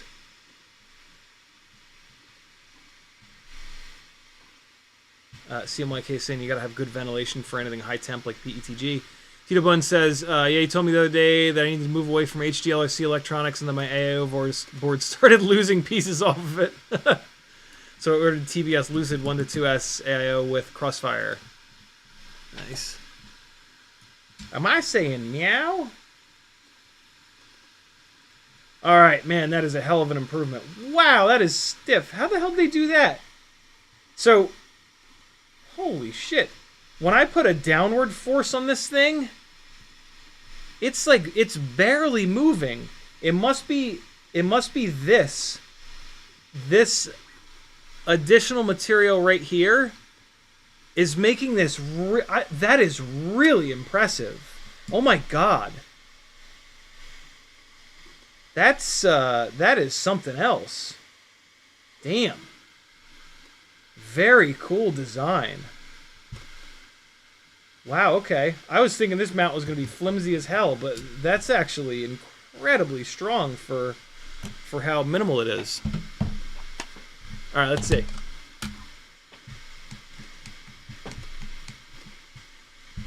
Great Scott says 16.45 grams stock, and it is now 16.73. Still hilariously lightweight, so 16.8 grams. Good stuff.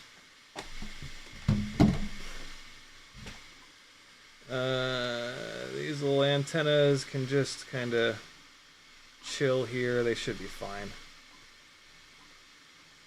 Yeah.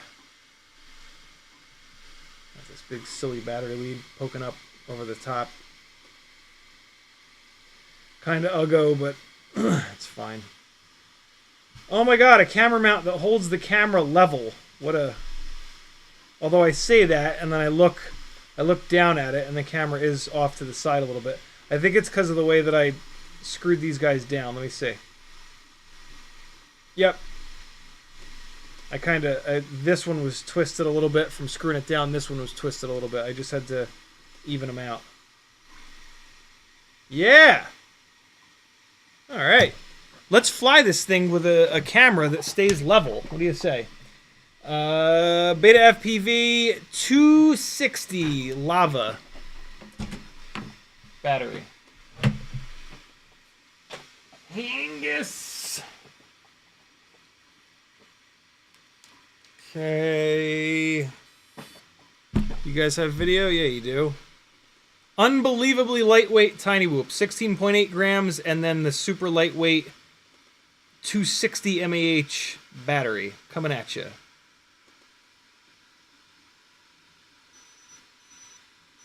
Tiny Whoop Hummingbird race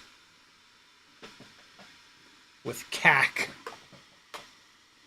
Transmitter's not turned on and I'm trying to arm it.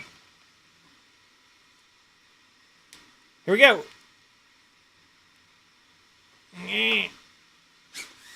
Oh my god! Oh god! Oh, it's too light. It's too light. Oh my god, this is ridiculous. Oh god.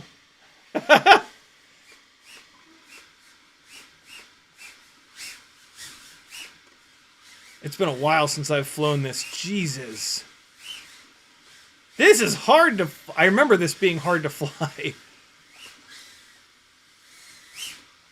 Oh my god, it's just... Oh, farts.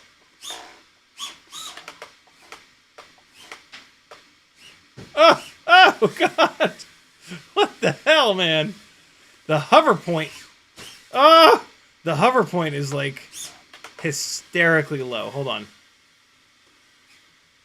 Let me figure out the hover point. Maybe I don't have the throttle expo set right. 23%, 21%. Let me see where the throttle expo is at. Hold on.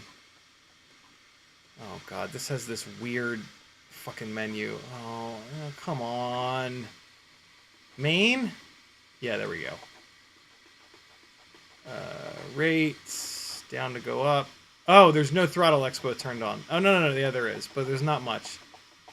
30. Oh, yeah, the midpoint was way too high. Go down to 22. Now it's probably going to be too low, though. Yeah, now it's a little bit too low. 25, 26.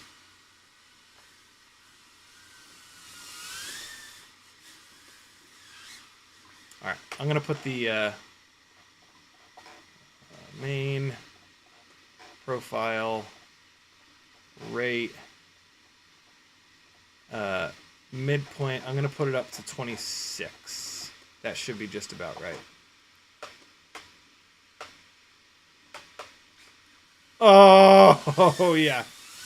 So much better. Oh my god, it's still just unreasonably light.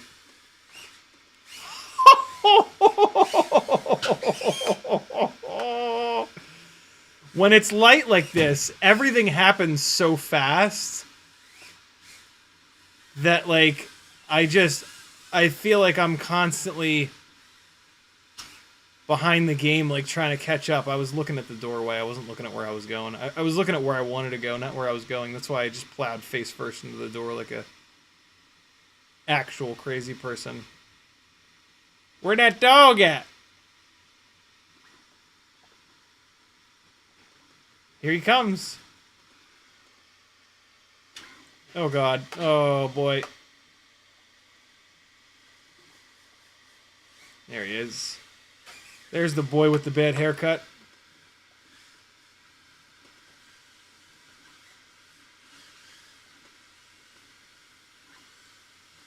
Look at those spindly little legs.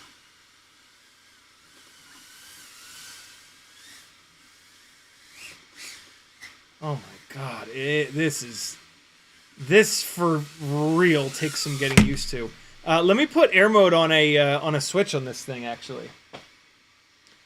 Let's do that real quick. So, air mode deactivation on a momentary switch is something that I'd been meaning to do for a while, and I was too lazy to do it. And then somebody mentioned it on the stream the other day, and I did it real quick. And then I kind of like thought more about it, and I was like, man, that's actually...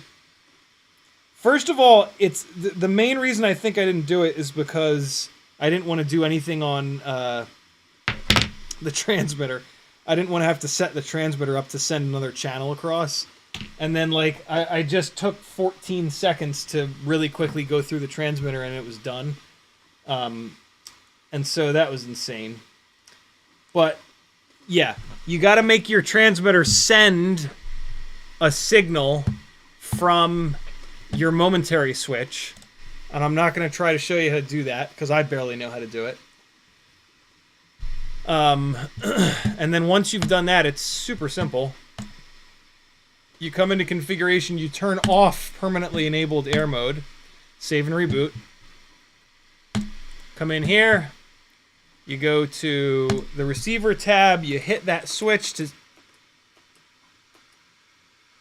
Why is it not going through? Oh, there it is. aux 6. So that's the aux 6 switch. I want air mode to be on when it's to the right, as you can see, and I want air mode off when it's on the left. So aux 6, you go to modes, you go to air mode, add link, add range rather, hit the switch, turn off, add link, and then you want air mode on over here, and then you want it off over here. And that's it. That's all you got to do. Let's try it. 260 mAh battery down. 5 to go. I don't think we'll fly all of them. Flat spot towards me. I'm going to not plug this battery in all the way so that the plug doesn't get stuck like that one just did. There's our boy. Checking this Hummingbird race out to make sure it's acceptable.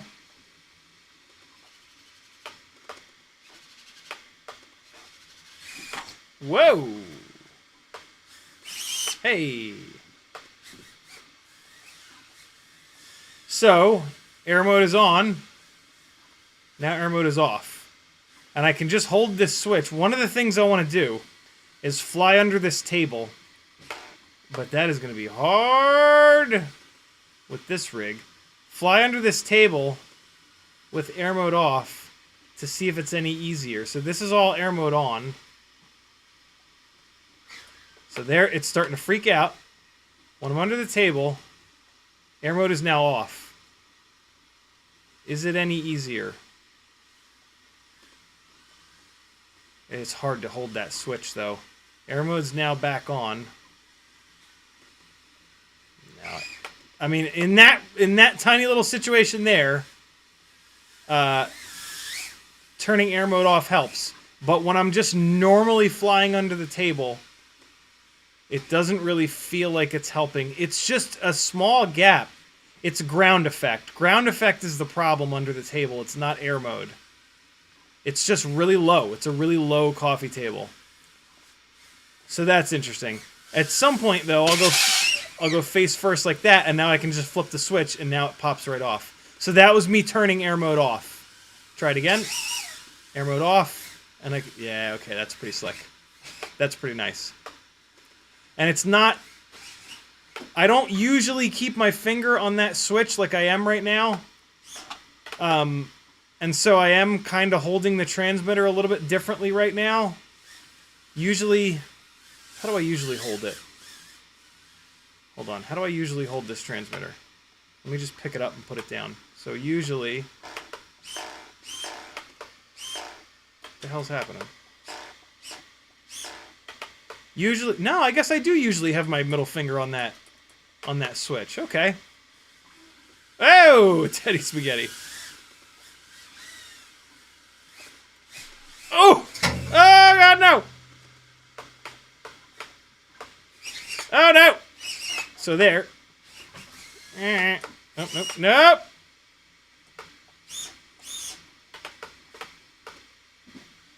Teddy.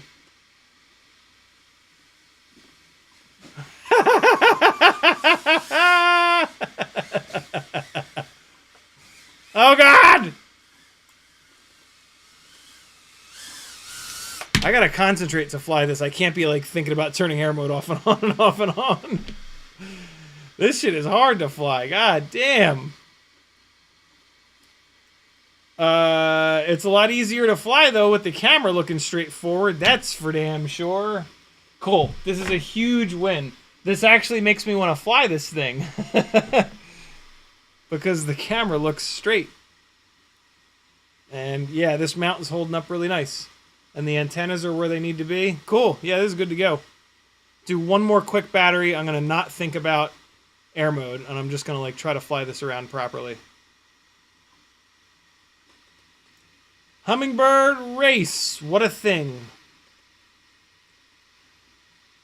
Not very good looking video, but outrageously lightweight.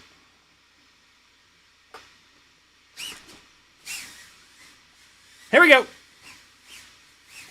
Oh boy. Oh yeah, see, so there. I gotta get in the habit of actually hitting it. I can't, like, I gotta do it enough times that it's muscle memory. Let's try it again. Oh, Jesus! Ah! Oh no! See, yeah, I'm just used to disarming. Let's try the railgun. Oh, this thing railguns like a motherfucker. Hey! No! No!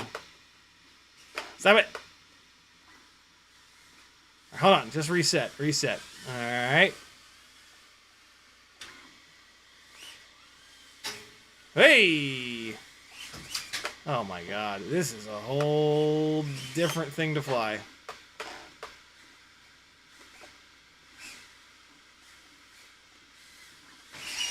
Yeah, my brain is not up to the task at the moment of being able to keep up with this thing.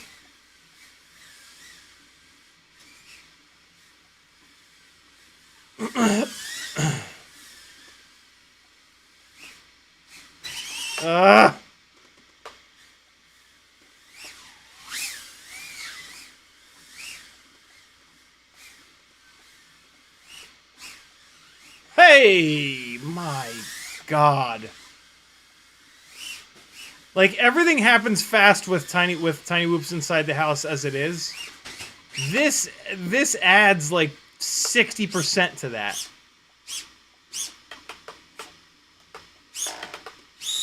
What?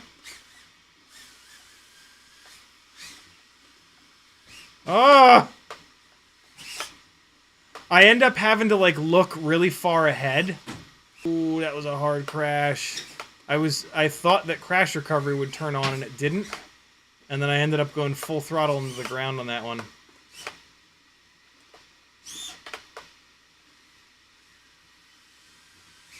What's that? What did I knock over? Oh, I knocked the funny glasses and nose. Oh, I knocked Sackboy over. There's Sackboy. Ah! This is brutal! Holy shit, this is hard to fly. Ah! Yeah, no, this ain't my night for flying a... This is the hardest tiny whoop to fly. Because it being so light, everything happens so fast. Get out of there! Oh, yeah, this is just brutal.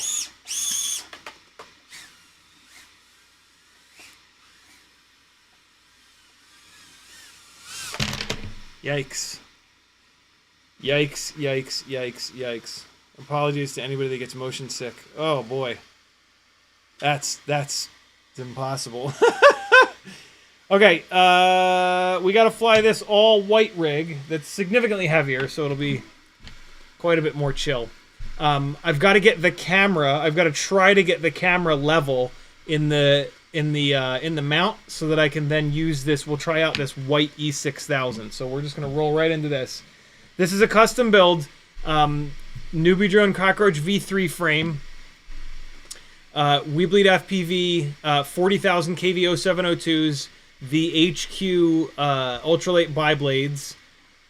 newbie drone. I'm sorry, the Beta FPV Matrix AIO, their canopy, and their CO3 camera, and an ultra lightweight antenna.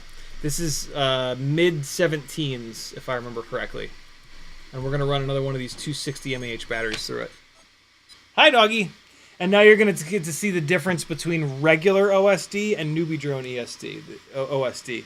This is a regular OSD with a CO3 camera. Yeah, this is so much more control. It's just like the edge is taken off with this.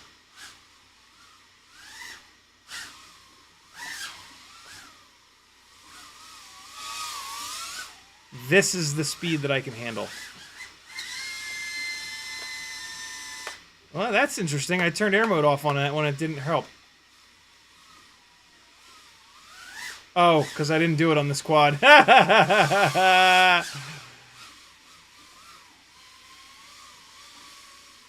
Hey. All right, so let's get the camera level. My favorite way of doing that is to fly up nice and high, get it so that it's hovering dead still, and then just look at the ceiling tiles. So it's close, but it's not quite right.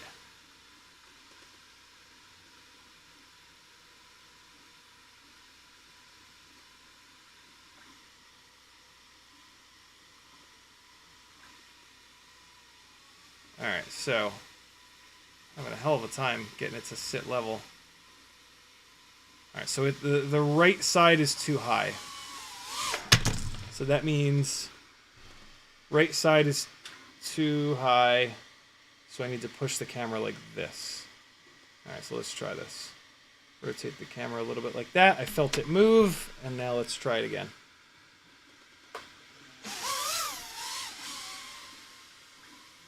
Okay. Bring it up here, get it so it's not sliding left to right. That looks pretty good.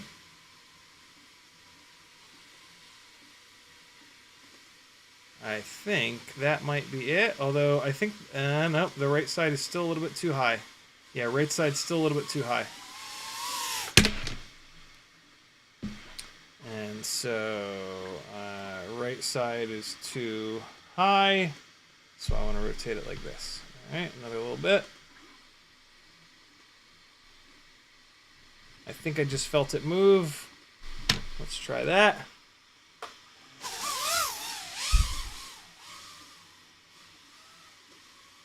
Oh God, I made it worse. I made it way worse. This battery just fell off a cliff. What the hell is that about? I made it way worse to the point where it's hard to fly right now. Let's pull this battery, throw another one at it. Okay. How did I get that backwards? Right side's too high, so I actually need to push it this other way. So I need to push it this way. Okay. I think I went too far, but let's give it a try.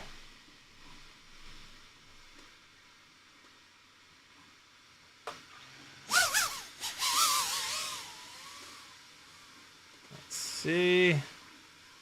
Yeah, now the left side's too high.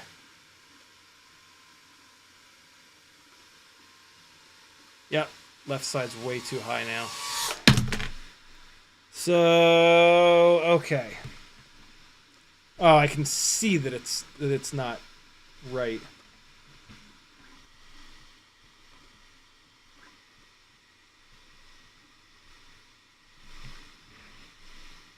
Oh, that looks much better. Let's try that.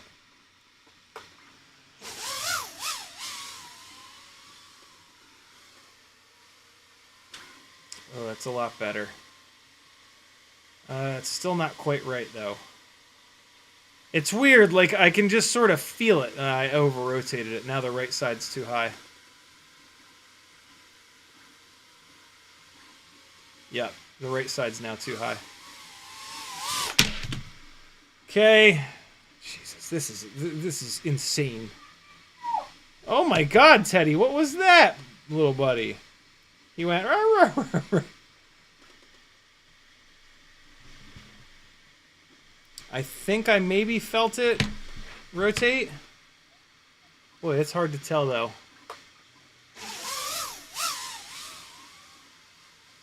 It ain't right. I can feel it. No, I made it worse. God damn it. Oh, it's way worse. Yo, this is...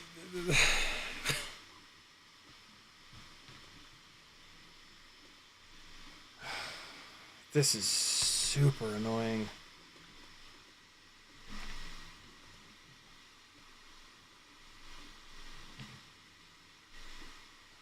Okay. I think I just felt it rotate a little bit, but I feel like it might need to go a little bit more. Is that it? That might be it.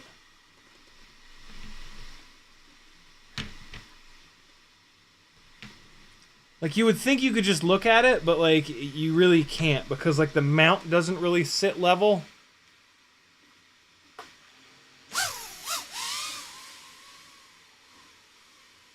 Nope. Now the left side's too high again. Oh my god!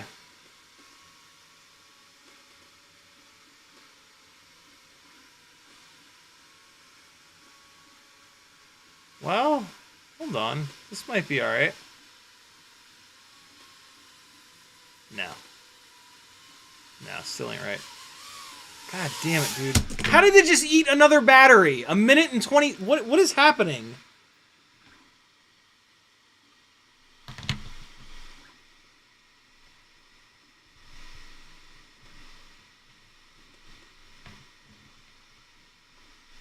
Why you eat all these batteries, bro?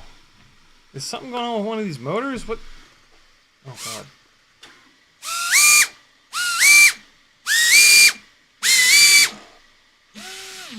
Oh, that left front motor is not loving life. That left front motor has been abused.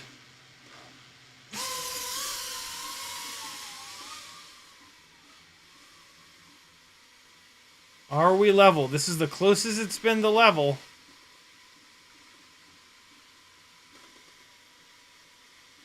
I think that's about as good as we're gonna get it.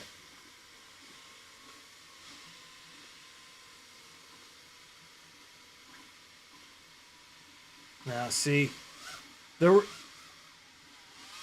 think this battery is just shite. I think this battery needs to be retired. I'm gonna put a little a red X on this battery because I think it'd be bad. All right, the red marker. Remind myself. Okay. I get the big test is when I just like naturally level the horizon and then hover the thing. If it slides, then it's still not quite right. So this is close, but it's still not quite there. I think I can see that it's still a little bit off, though. And I hope that might be it. I think that's it. Let's see.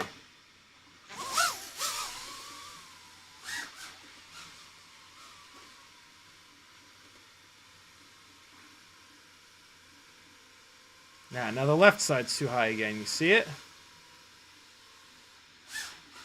So like if I just come here, and then I just level this beam in the goggles. Okay, no, that's good. That's a good sign. So if I just come here, and then I just level that beam. Yeah, it's not sliding around. It's pretty close. That means it's pretty close. The ceiling grid makes it a lot easier. Because you can just sort of grid the ceiling. Yeah, that's it. That's as close as I'm going to get it. This thing flies like hell. What is happening?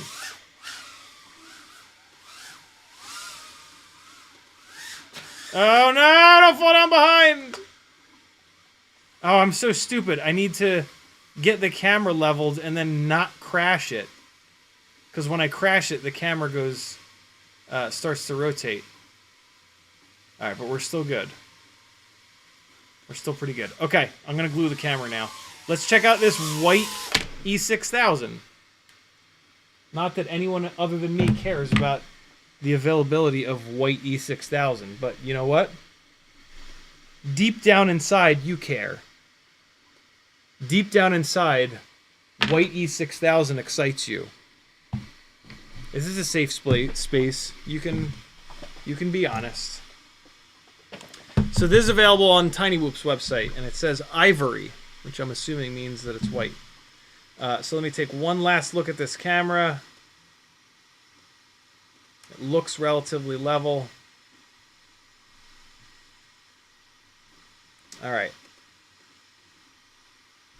So what I do to glue these cameras down is just put a little bit of E6000 on the left and right side. And I actually do this with the nerd goggles on so I can see what I'm doing. Because the little pinpoint on this thing is like ridiculously small. So let's come on in here. And I just put it right up front here. Right in this little corner. Oh, it's like a bluish white. And just a little bit. That's it. No big deal. So a little bit on that side. And then a little bit on this side. And that should be all it needs.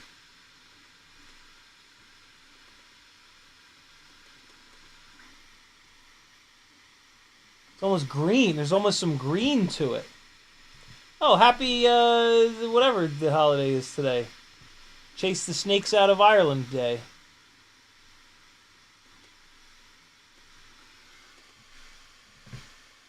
That's what St. Patrick did, didn't he? Or is that like a racist "It's Always Sunny in Philadelphia" joke that I shouldn't perpetuate? If so, let me know.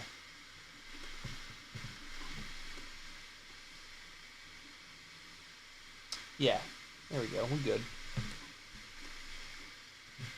Huh. I wouldn't... let me squeeze some of this out. Maybe it's... maybe just the... I don't know. Let's see if it's all green like that.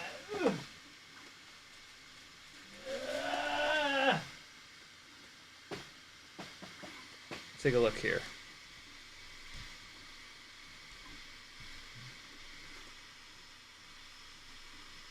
That's pretty green. It's definitely whitish. But that's a greenish white for sure. Maybe it dries white.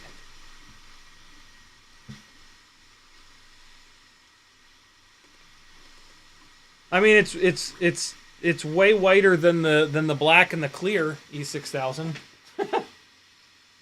Teddy. Teddy. What? What are you hollering about? Yeah. All right. So there we go.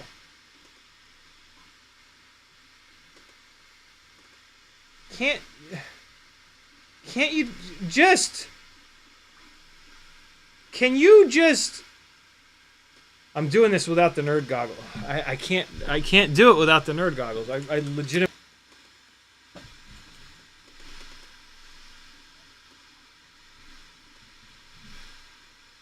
That's ridiculous. Yeah, big difference.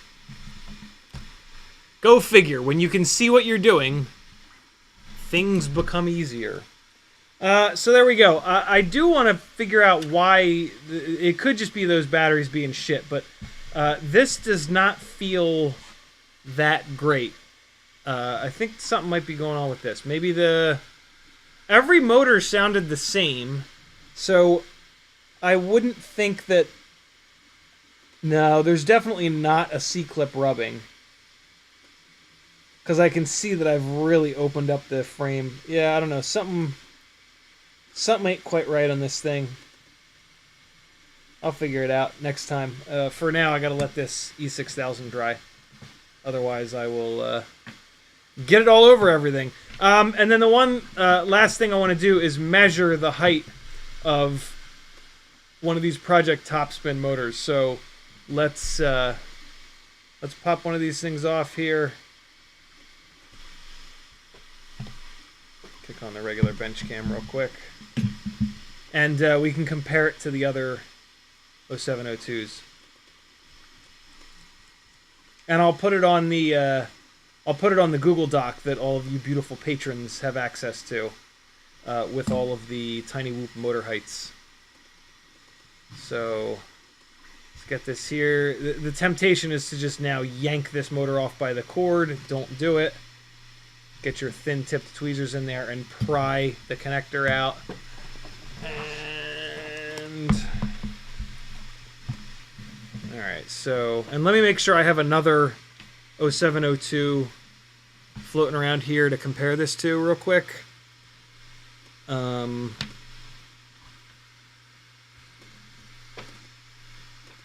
Well, screw it. It'll be on the spreadsheet. This and this. Throw this in here. Nope. Right. Set it that way. There we go.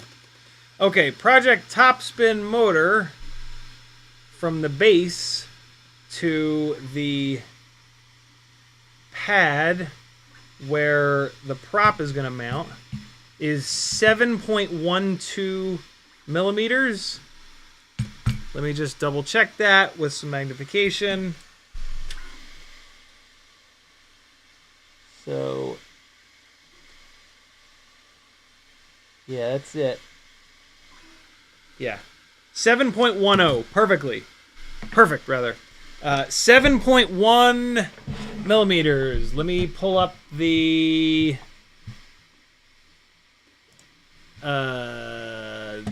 what is it, in Firefly? It's in Firefox, rather, not Firefly.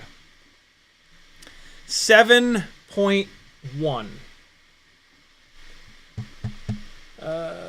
Not now.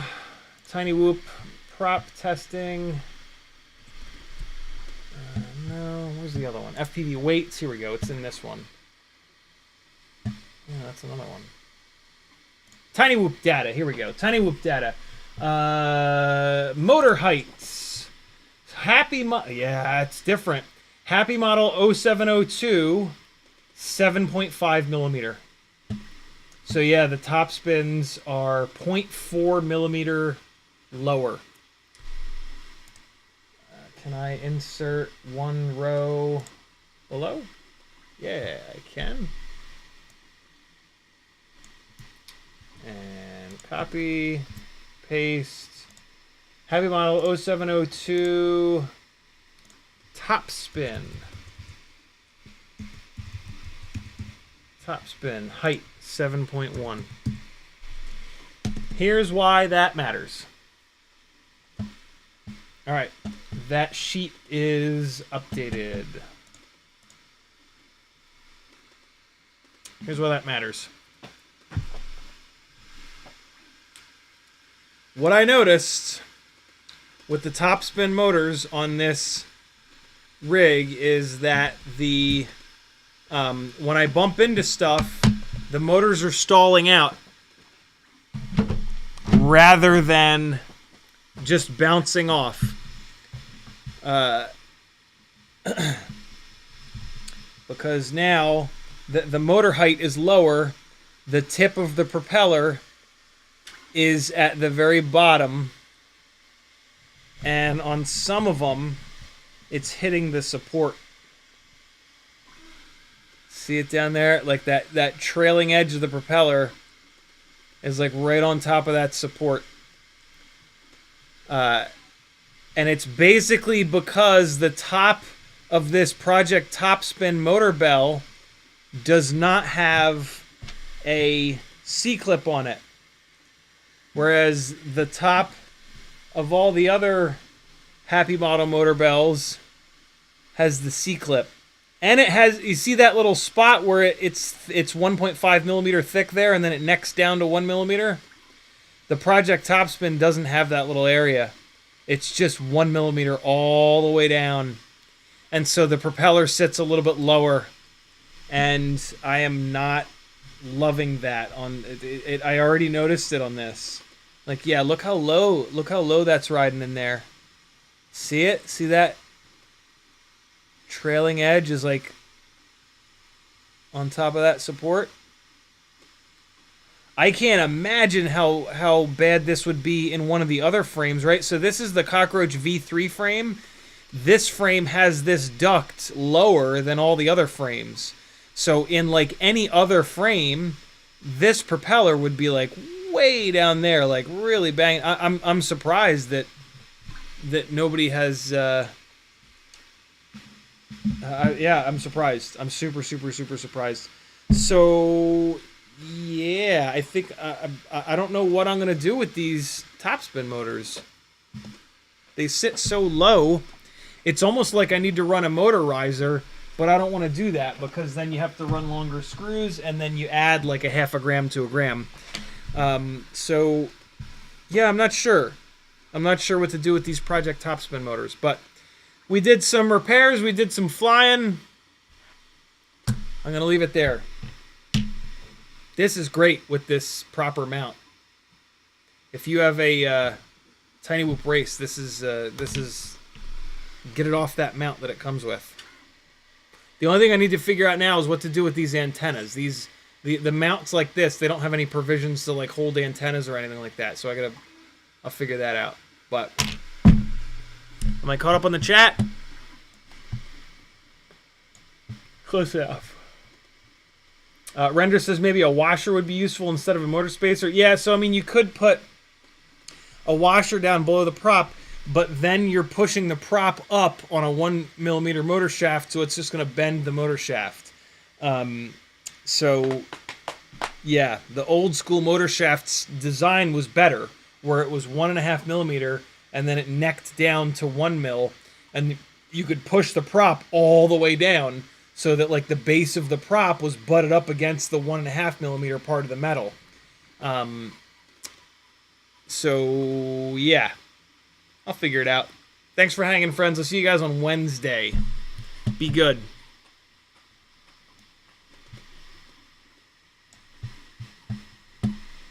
Here's another bit of flying from Atlanta Auto back in 2023.